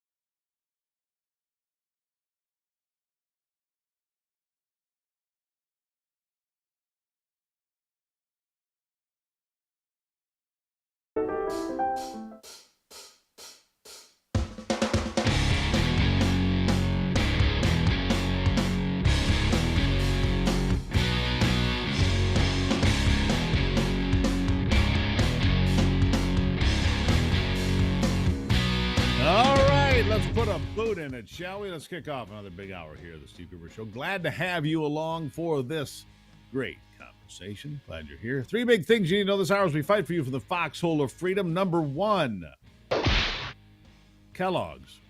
Kellogg's going away. It's true. Kellogg's being sold to an Italian company, apparently, 119 years on. Yeah, there you go. Number 2, Health and Human Services banning illegals from accessing benefits. Too long the government has diverted hardworking Americans' tax dollars to incentivize this. It's ending. And number 3, I want to talk because I mentioned it at the top of the program today, and that is Donald Trump considering a takeover of the District of Columbia. By the way, it's legal and it's a good idea. The D.C. is an embarrassment in many ways. Tremendous power at the White House, run places when we have to. Looking at D.C., Trump said recently, is working closely with the mayor, Susie Wiles is, to figure out how to fix D.C. and make it a better place. Wiles is the president's chief of staff. What Trump said Tuesday is actually doubling down on comments he made earlier in the year. Here's what he said. I think that we should govern the District of Columbia. He said that on Air Force One back in February. We should run it strong, run it with law and order, make it absolutely flawlessly beautiful, and I think we should take over Washington, D.C., make it safe. Trump's talk of the federal government taking over Washington came just more than a week after 21-year-old student Eric Tarpinian was shot and killed at a metro stop in Northwest Washington. Tarpinian had been an intern of Congressman Ron Estes of Kansas. The killer on the loose. Just the latest heartbreaking murder. And look, people are sick of it. In May, 20 people killed in D.C. The reality is shameful. Trump's right to call out the unacceptable dysfunction. He really is, because it is unacceptable. Look, I've been to D.C. a lot lately, and for the most part, I like it. But like a lot of cities, they're basically, you can call them what you want. I'll call them no-go zones, all right? That's what I'm going to call them.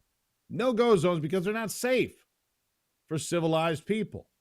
It doesn't matter who you are, man, woman, black, white, doesn't matter. It's just not civilized. It's a dangerous place. And it's unacceptable. There's a very good case that Congress should end home rule for Washington and reclaim its authority to govern the city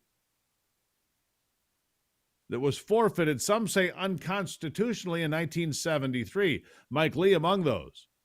Proposed what he called the Bowser Act. Muriel Bowser is the mayor, of course.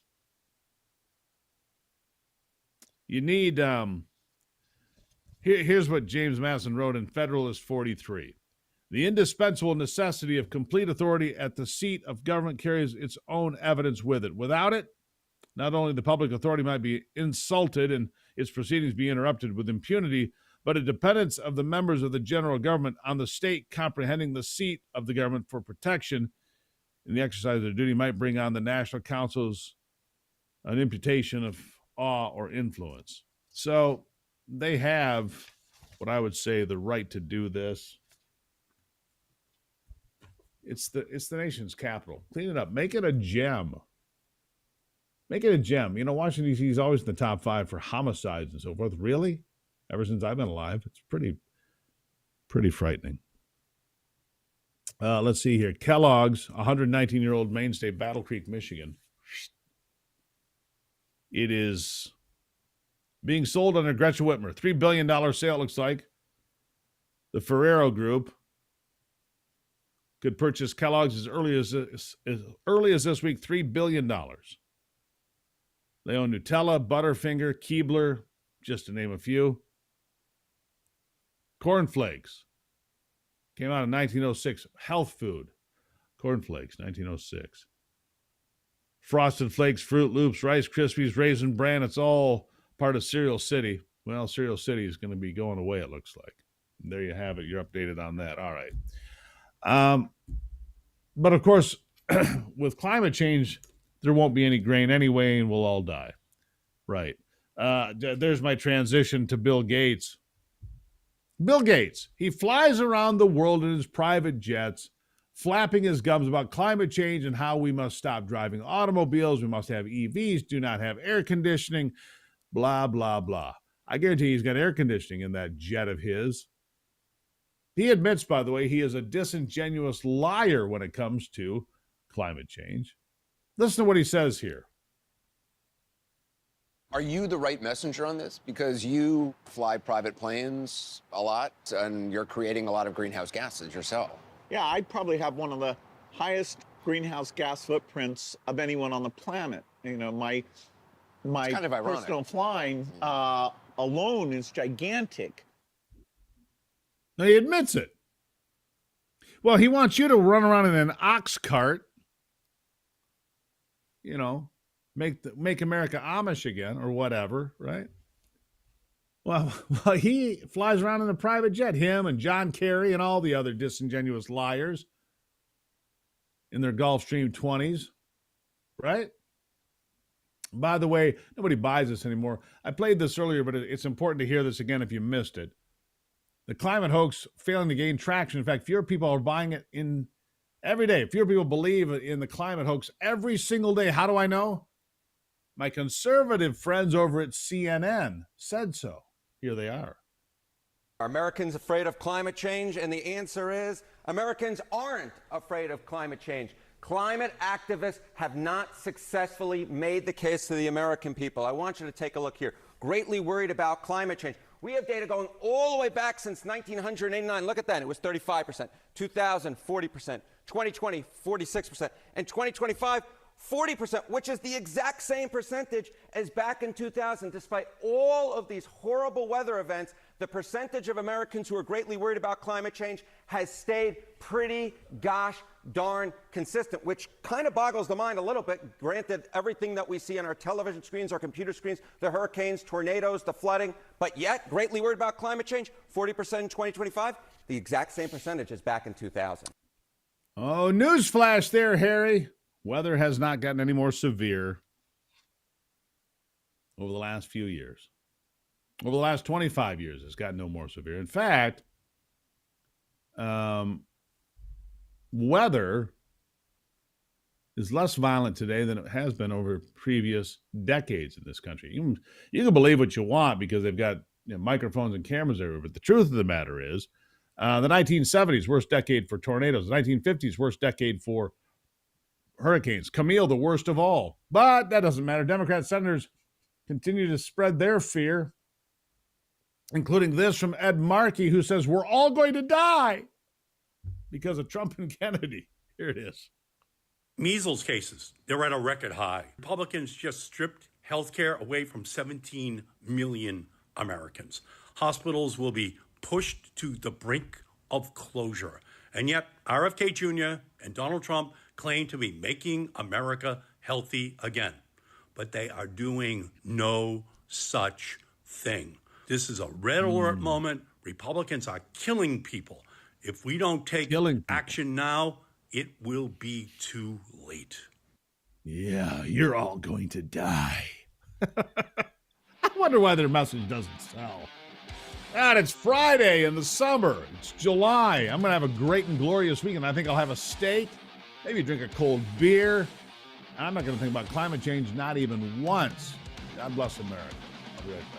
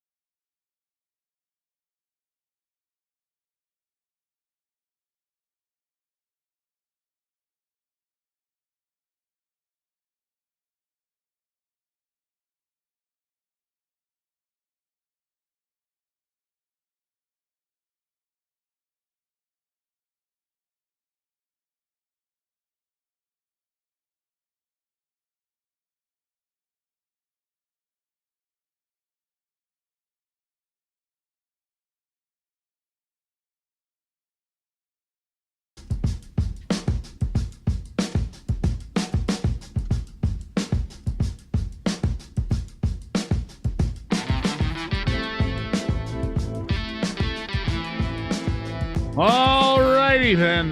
We're back at it, of course, and bringing on the smartest, most talented, most gifted attorney of all time, the best looking, too. Steve Dulan is here with us, folks. Don't you worry about it. Here he is, Professor, licensed attorney Steve Dulan. There he is. Dulan. Hey, Gruber. So it says here that the gun makers have lost their appeal of the New York public nuisance law. What is it? The gun grabbers never quit, Dulan. What is the public nuisance law in New York? Well, what they've done is come up with a way to use state law to get around at least part of the Protection and Lawful Commerce in Arms Act. You may remember the tobacco lawsuits when the states got together and sued the tobacco companies for tons and tons of money on the premise that the tobacco companies were costing the states money for medical care. Well, soon thereafter, some of the same attorneys got together and decided to do the same trick to the gun industry. Now, there's a big difference. The gun industry has really thin margins, actually. We're talking about 100-plus-year-old technology, 150-year-old technology, and a lot more competition. A lot more competition for pricing, and so there weren't. And here's one way I explain it to people, and you'll understand this. If you took every gun company in America, every single one, and pushed them under one tent, so they were one company, they would not be a Fortune 500 company. That's how small the gun industry is. If you took every gun manufacturing company in America and put them together, they would not be a Fortune 500. Go ahead. Exactly right. And, one of the reasons is cigarettes get consumed and guns last several human lifetimes with normal maintenance. That's right. We've got lots of guns, but a lot of them are 100 years old, too.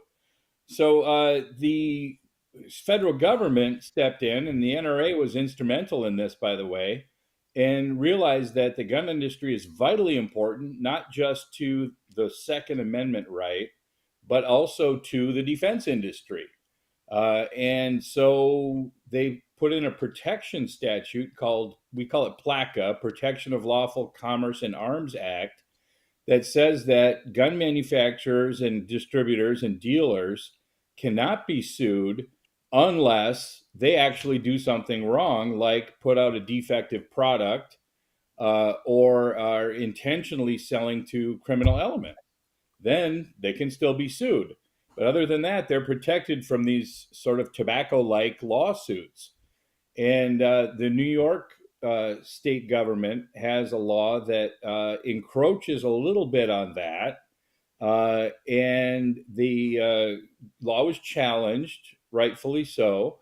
And the Federal Appeals Court, 3-judge panel, decided to uphold the New York law and allow certain lawsuits against gun manufacturers to proceed. I don't think it'll stand up in the long run, but it was fought vigorously by the state of New York. And it just illustrates the fact that even though there have been some wins lately on the Second Amendment front, we cannot become complacent. We cannot just sit back and relax. Agreed. And they never quit. And look, I'm looking at a federal injunction from a federal district court a couple of days ago on the birthright citizenship issue that was just settled by the Supreme Court. And Samuel Alito said, look, if you don't take this out, they'll just call it a class action lawsuit. So the class apparently is any individual on the planet that's not an American citizen is now part of this class. Any non-citizen is a part of this class now, is declared by a federal, they don't care. Dulan, they'll just circumvent the law. The Supreme Court can do this and this. They don't care. New York does it. They continue to do it. That's going to go back to the Supreme Court, by the way, the birthright citizenship thing. They're going to knock that down because you can't just, this is a class. You can't just pull classes out of your backside. Can you, Dulan?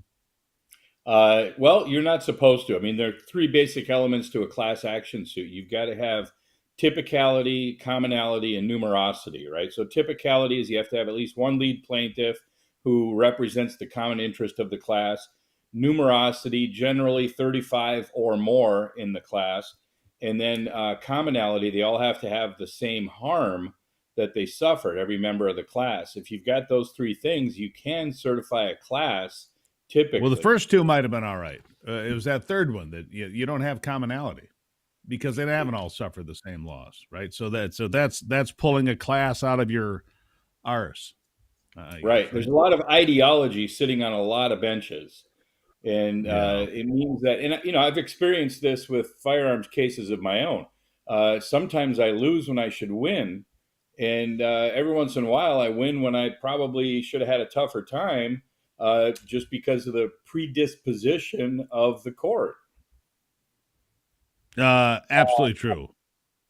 So, look, what's going to happen in the Supreme Court? Do you think that one's going back? Do you think that one's going to get set right? I think it will eventually. Fairly confident that it will, but it's not my case, so I can't say for certain. But that's my belief, yes. Yeah, well, there you go. Dulan, keep fighting the good fight because they're going to keep coming after the guns. They're going to keep trying to circumvent the Supreme Court. And Ketanji Brown Jackson will continue to be on an island all by herself because she's too dumb to play with the other kids. Okay, so we've solved that today, haven't we? She is too dumb to play with the other kids, isn't she? Yeah. She does want to express her feelings. She's been open about that, and we've got kind of a crude phrase about feelings in my business, which adds up to disregard them. Yeah, she talked. I just saw this thing about how many words are spoken by each justice. She has talked more than any other justice by many times over, by far. She talks all the time. She doesn't listen because it's all about her.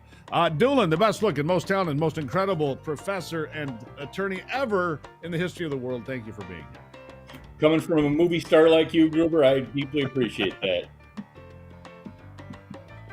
There you go. All right, we'll take a break and be back in a moment.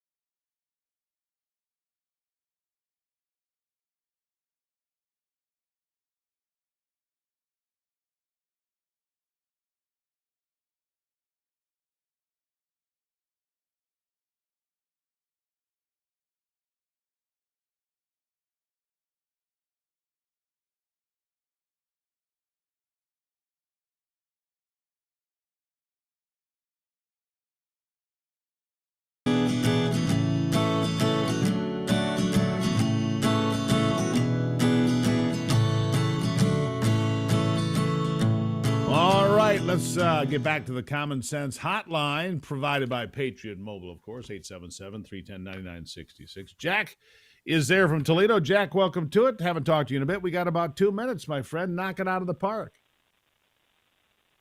Hey, Steve. Glad to see you back on air in the morning. Glad to have a chance to talk to you.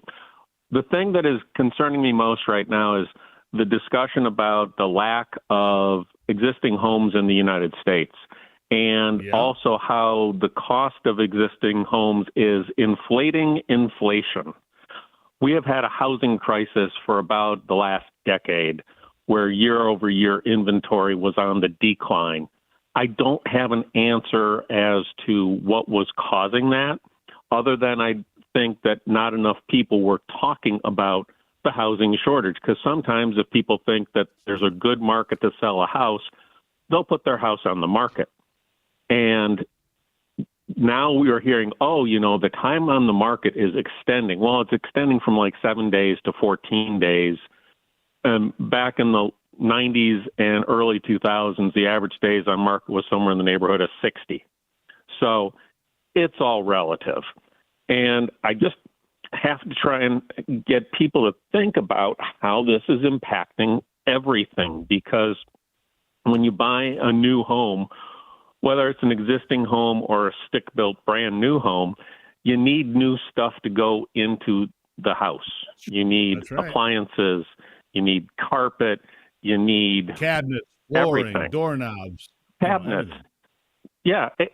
And that is one of the things that spurs the retail market is the building and home goods material and the electronics and appliance sector. All of this is synergistic. And I'm just at a loss because the inflation number right now is saying that 35% of our expense is our house. And I don't believe that. I think they're padding that number to drive up inflation. Well, inflation's still low, though, 2.3% or less, isn't it? Anyhow, Jack, greatly appreciate your input and your numbers. You do a very nice job every time. Thank you, my friend. There you have it. Jack in Toledo, he brings the facts. So can you, 877-310-9966. Take a break. I'll be right back.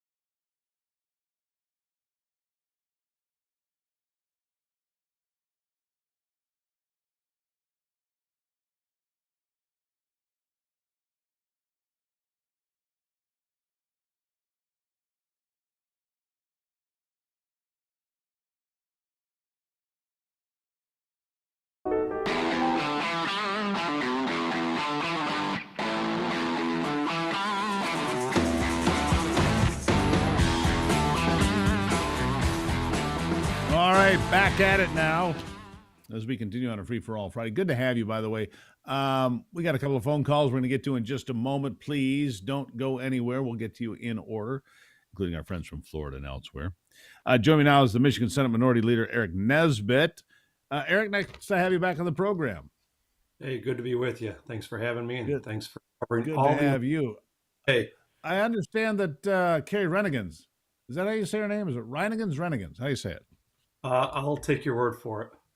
Yeah, well, however. She says, by the way, Matt Hall is platforming Nazis, referring to people like you, Eric. Did you goose step all the way into the studio there today? You must have, because anybody that doesn't agree with a Democrat today is apparently a Nazi. I mean, come on. How low will they go? Farm boy fighting the liberals in Lansing, and apparently that's her definition. Yeah, it's sad, isn't it, that, first of all, Donald Trump is killing people by, putting the new big, beautiful bill, literally killing people. It's Donald Trump's fault that there were floods in Texas, apparently. It's Donald Trump's fault that anybody dies anywhere. You're a Nazi. I mean, maybe the Democrat message isn't quite on the mark. Am I missing something somewhere? Well, this is the whole challenge you saw last year.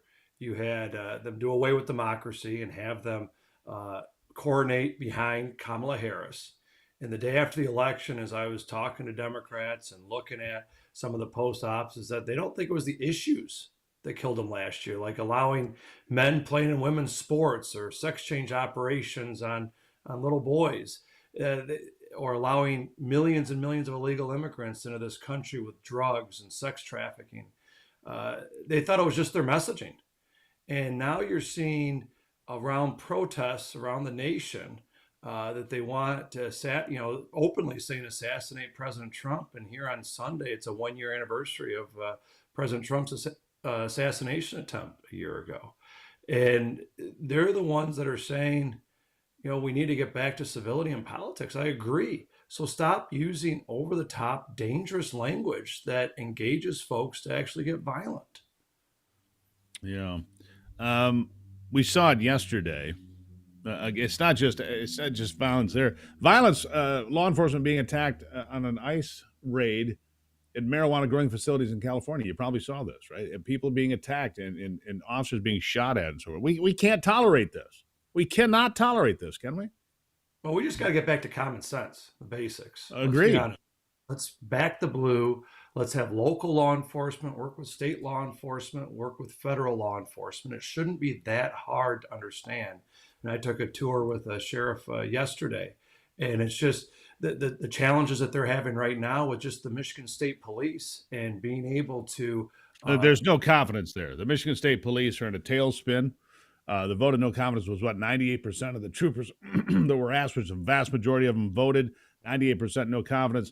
Gretchen Whitmer has systematically destroyed the Michigan State Police. That's a fact. Look at morale there. Look at the people that have been forced out. That is a one-time. That has been the premier law enforcement agency of my life for years and years, and it is in disarray. Nobody supports who's in charge. Nobody believes that people in charge have any idea what they're doing. You've got people in charge and second in charge, skipped, 4 or 5 ranks. Basically being knighted to become, we knight thee as leader of the Michigan State Police. It's terrible. Oh, and by the way, Nathan, can you pull bite 8 here for you? Because while the Michigan State Police are falling apart, while the roads are not being fixed, while these priorities are all being whacked out, Michigan Governor Gretchen Whitmer, here is her priority. Listen to this, Eric.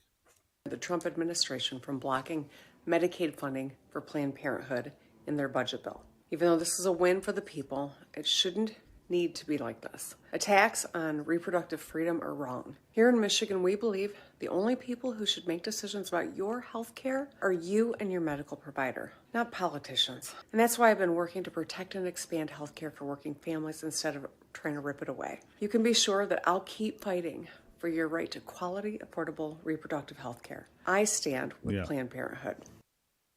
All she cares about is abortion. I think we voted on that in Michigan, and yet it's about abortion. That's the priority for the governor of the state of Michigan, with all the problems that we have with our taxes, our infrastructure. States like Ohio and Indiana are eating our lunch and our dinner and everything else.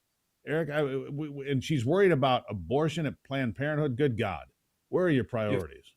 Yeah, we have 3 out of 4 fourth graders that aren't able to read at grade level. This is insane. Right, but hey. If that fourth grader gets older and wants to have an abortion, gosh darn it, we're there for you. And this is what they're going back to. Let's look at the next 30 years in Michigan. If we do nothing, if we just keep the status quo with what Governor Whitmer and the Democrats in Lansing are trying to do, we're going to be a poorer state. with nearly 700,000 less people living here in Michigan, with less economic opportunity, and with worse educational outcomes. We got to shake up the status quo in Lansing, and this is the challenge that the Democrats really cling to: is this control and fear mongering that needs to stop. We need to get back to basics. Let's have good education. Let's fix our roads. Let's get back for the government actually serving the people instead of the government telling us how to live our lives. I mean, this is the same governor that shut down the entire economy, locked our school children out, and yet she's saying that she's for choice. This is insane. No, give me a break. Several people running for governor. You might know one of them, Eric. And so you want to change what's happening in Lansing. How's that going for you? I mean, people are really stepping up and really supporting this Michigan First agenda I've been putting out and saying, instead of spending $5 billion on corporate welfare, let's get back to basics and fix our roads and bridges and infrastructure. Instead of, government bureaucrats not showing up to work, we figure only 1 out of 5 government bureaucrats right now are actually showing up to the office on occasion. On day one, all of them need to show back up to work, and we need to start coming back and actually serving the people of Michigan. We need to become more efficient and effective. We need to be closer to Indiana, where they've actually grown as a state by nearly 900,000 people over the last 25 years. Michigan's I wonder why that is. Well, it's lowest cost of state government, lower cost of energy. They don't have the Green New scam. It's easier to get a permit. They continue to just lower their taxes, and we continue. And this governor and the Democrat legislature last term was the only state to increase the state's income tax last year, along with passing a new scam, which goes ahead. Congratulations to us. Oh, and here's one other thing. In that blizzard of bad news, we're also almost $100 billion in debt. From all the information I can gather here, almost $100 billion in debt is the state of Michigan. We only got about 30 seconds here, Eric, but what can we do about that? We can get back to basics. You got to go ahead, pay off our long-term liabilities, pay off our debt, so that we can make sure that our children and grandchildren get a paycheck instead of what we inherited, which was a big tax bill. It's time that we get back to basics, go back to efficient, effective government that actually represents the people instead of big woke corporations or big woke unions, woke government. All right. So for anybody who wants to know about your run for governor, real quick, where can they find you? NesbittForGovernor.com, 2 T's. There you go. Nesbitt for Governor, 2 T's for Governor.com. Eric, appreciate it. Always good talking to you. Thank you. Hey, God bless you, Steve. Thanks for all you do. There you have it. Thank you. Take a break. Hit a couple of phone calls, and Ivy will join us as well after the break here on a Free for All Friday.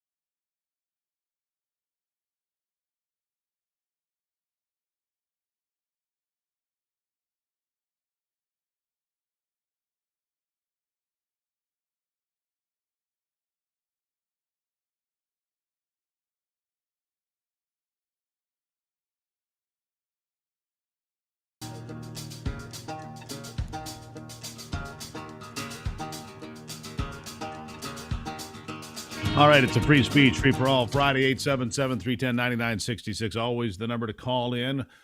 Tim, where'd you go? I misplaced Tim. He was here. I fumbled him, and so it is.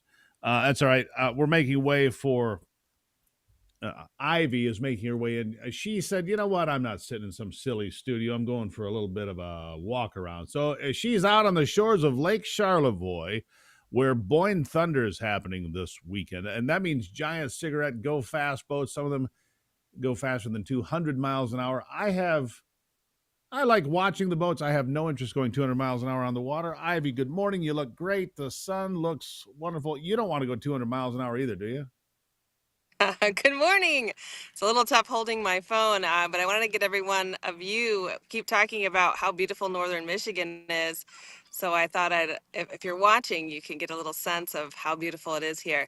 Yes, but it is Boone Thunder weekend, and it is excellent here in the Boyne City area. Big cigarette boats cruising, and it's gorgeous. Yeah, big go fast boats. I mean, some of these boats. And no, I don't want to go 200 miles an hour. No, God, no. That seems some like of these death. boats that have, it does seem like death. We were talking to a guy yesterday who had a boat that looked more like a fastback Mustang. You weren't even out in the wind. It had like this cap, and you had to go down through the top of the boat to get in to drive it. I have no idea what it looked like in there. He said it goes, 135, but it's real cool at 125. He goes, I said, man, that's fast. He goes, it doesn't even feel like it. Nothing to worry about. Not for me. But not I love scary, watching. But you can not hear scary. Yeah, you can hear these boats at a distance, and they're dropping them in all day today. They'll be strolling the streets in Boyne City. I think that starts about 4 or 5 o'clock this afternoon, where you can see a lot of these boats up close and in person. If you want to see big engines and boats going fast, it's cool. Man, show it. Just take that camera and show them behind you a little bit. I mean, the lake there, Lake Charlevoix, is spectacular today. Flat, sunshine. This is northern Michigan, my friends. Next time we're sending her with a tripod, but that's pretty good. The birds are flying around, attacking her. Is that a bug? I don't know. Anyhow. I think it is a bug.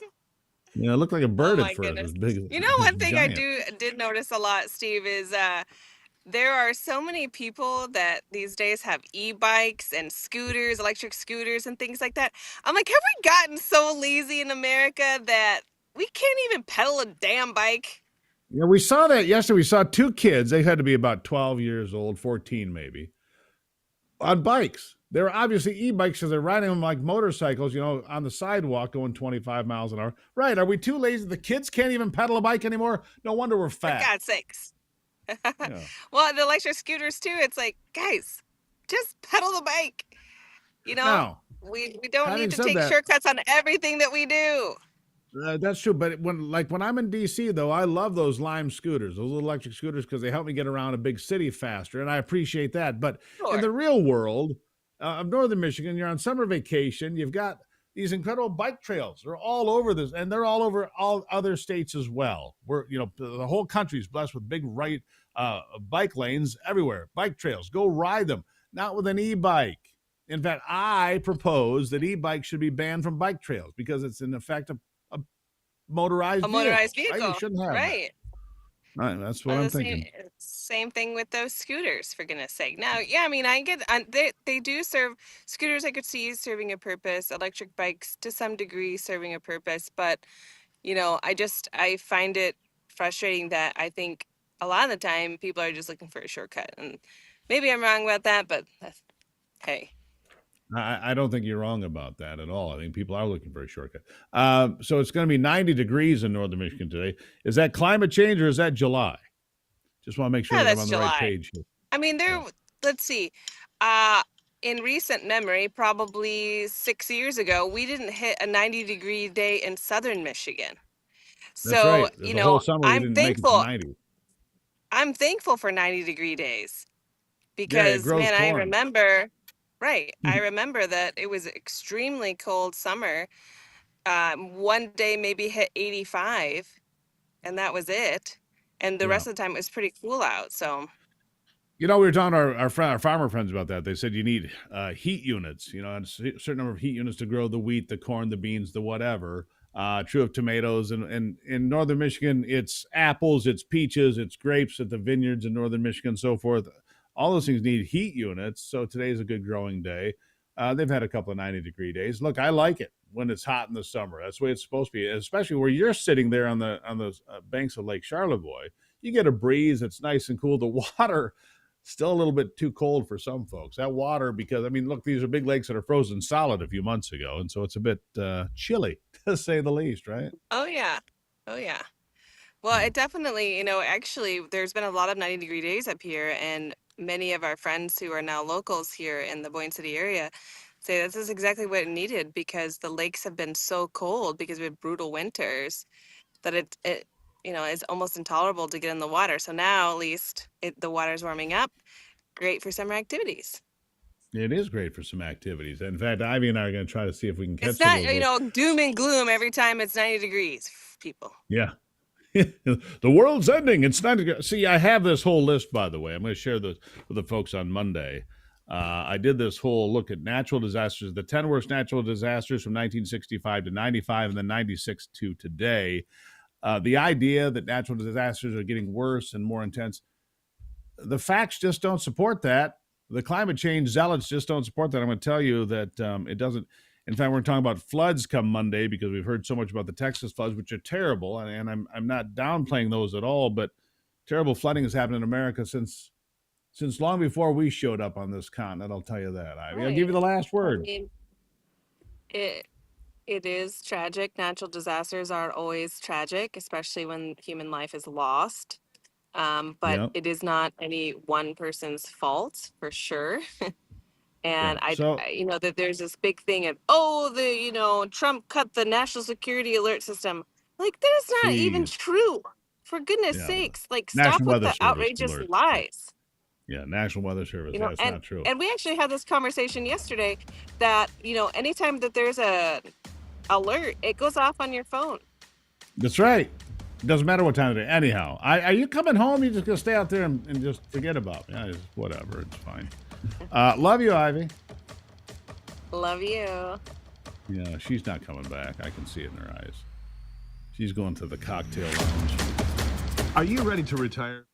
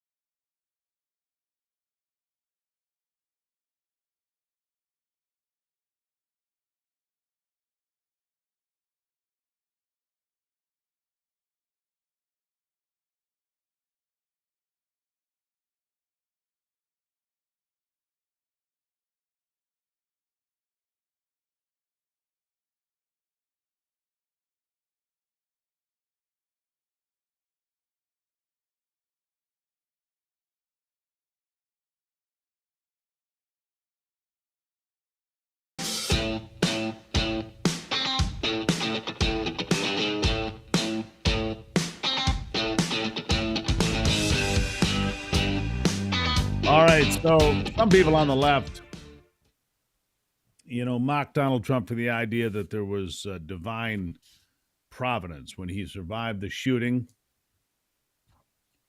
The anniversary coming in 2 days, by the way, the shooting in Butler, Pennsylvania.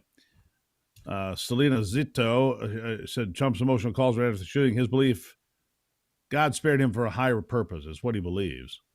I see him grab his ear. I see the blood streak across his face.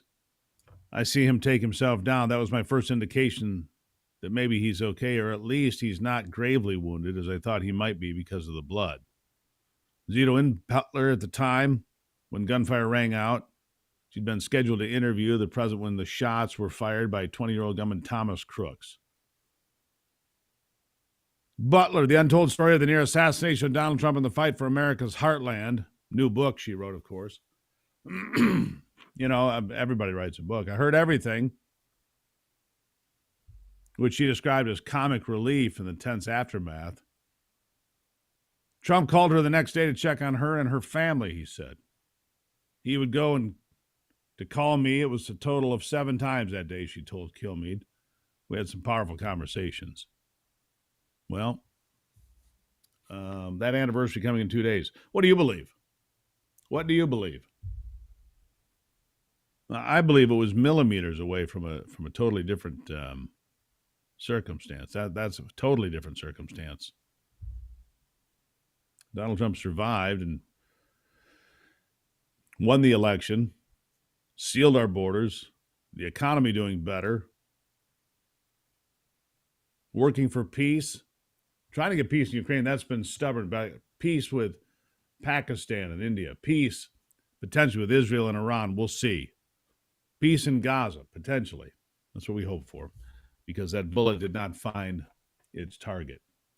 Fight the good fight. Keep the faith. God bless America. Enjoy a wonderful summer weekend, please. And remember that it's you and only you that can save America.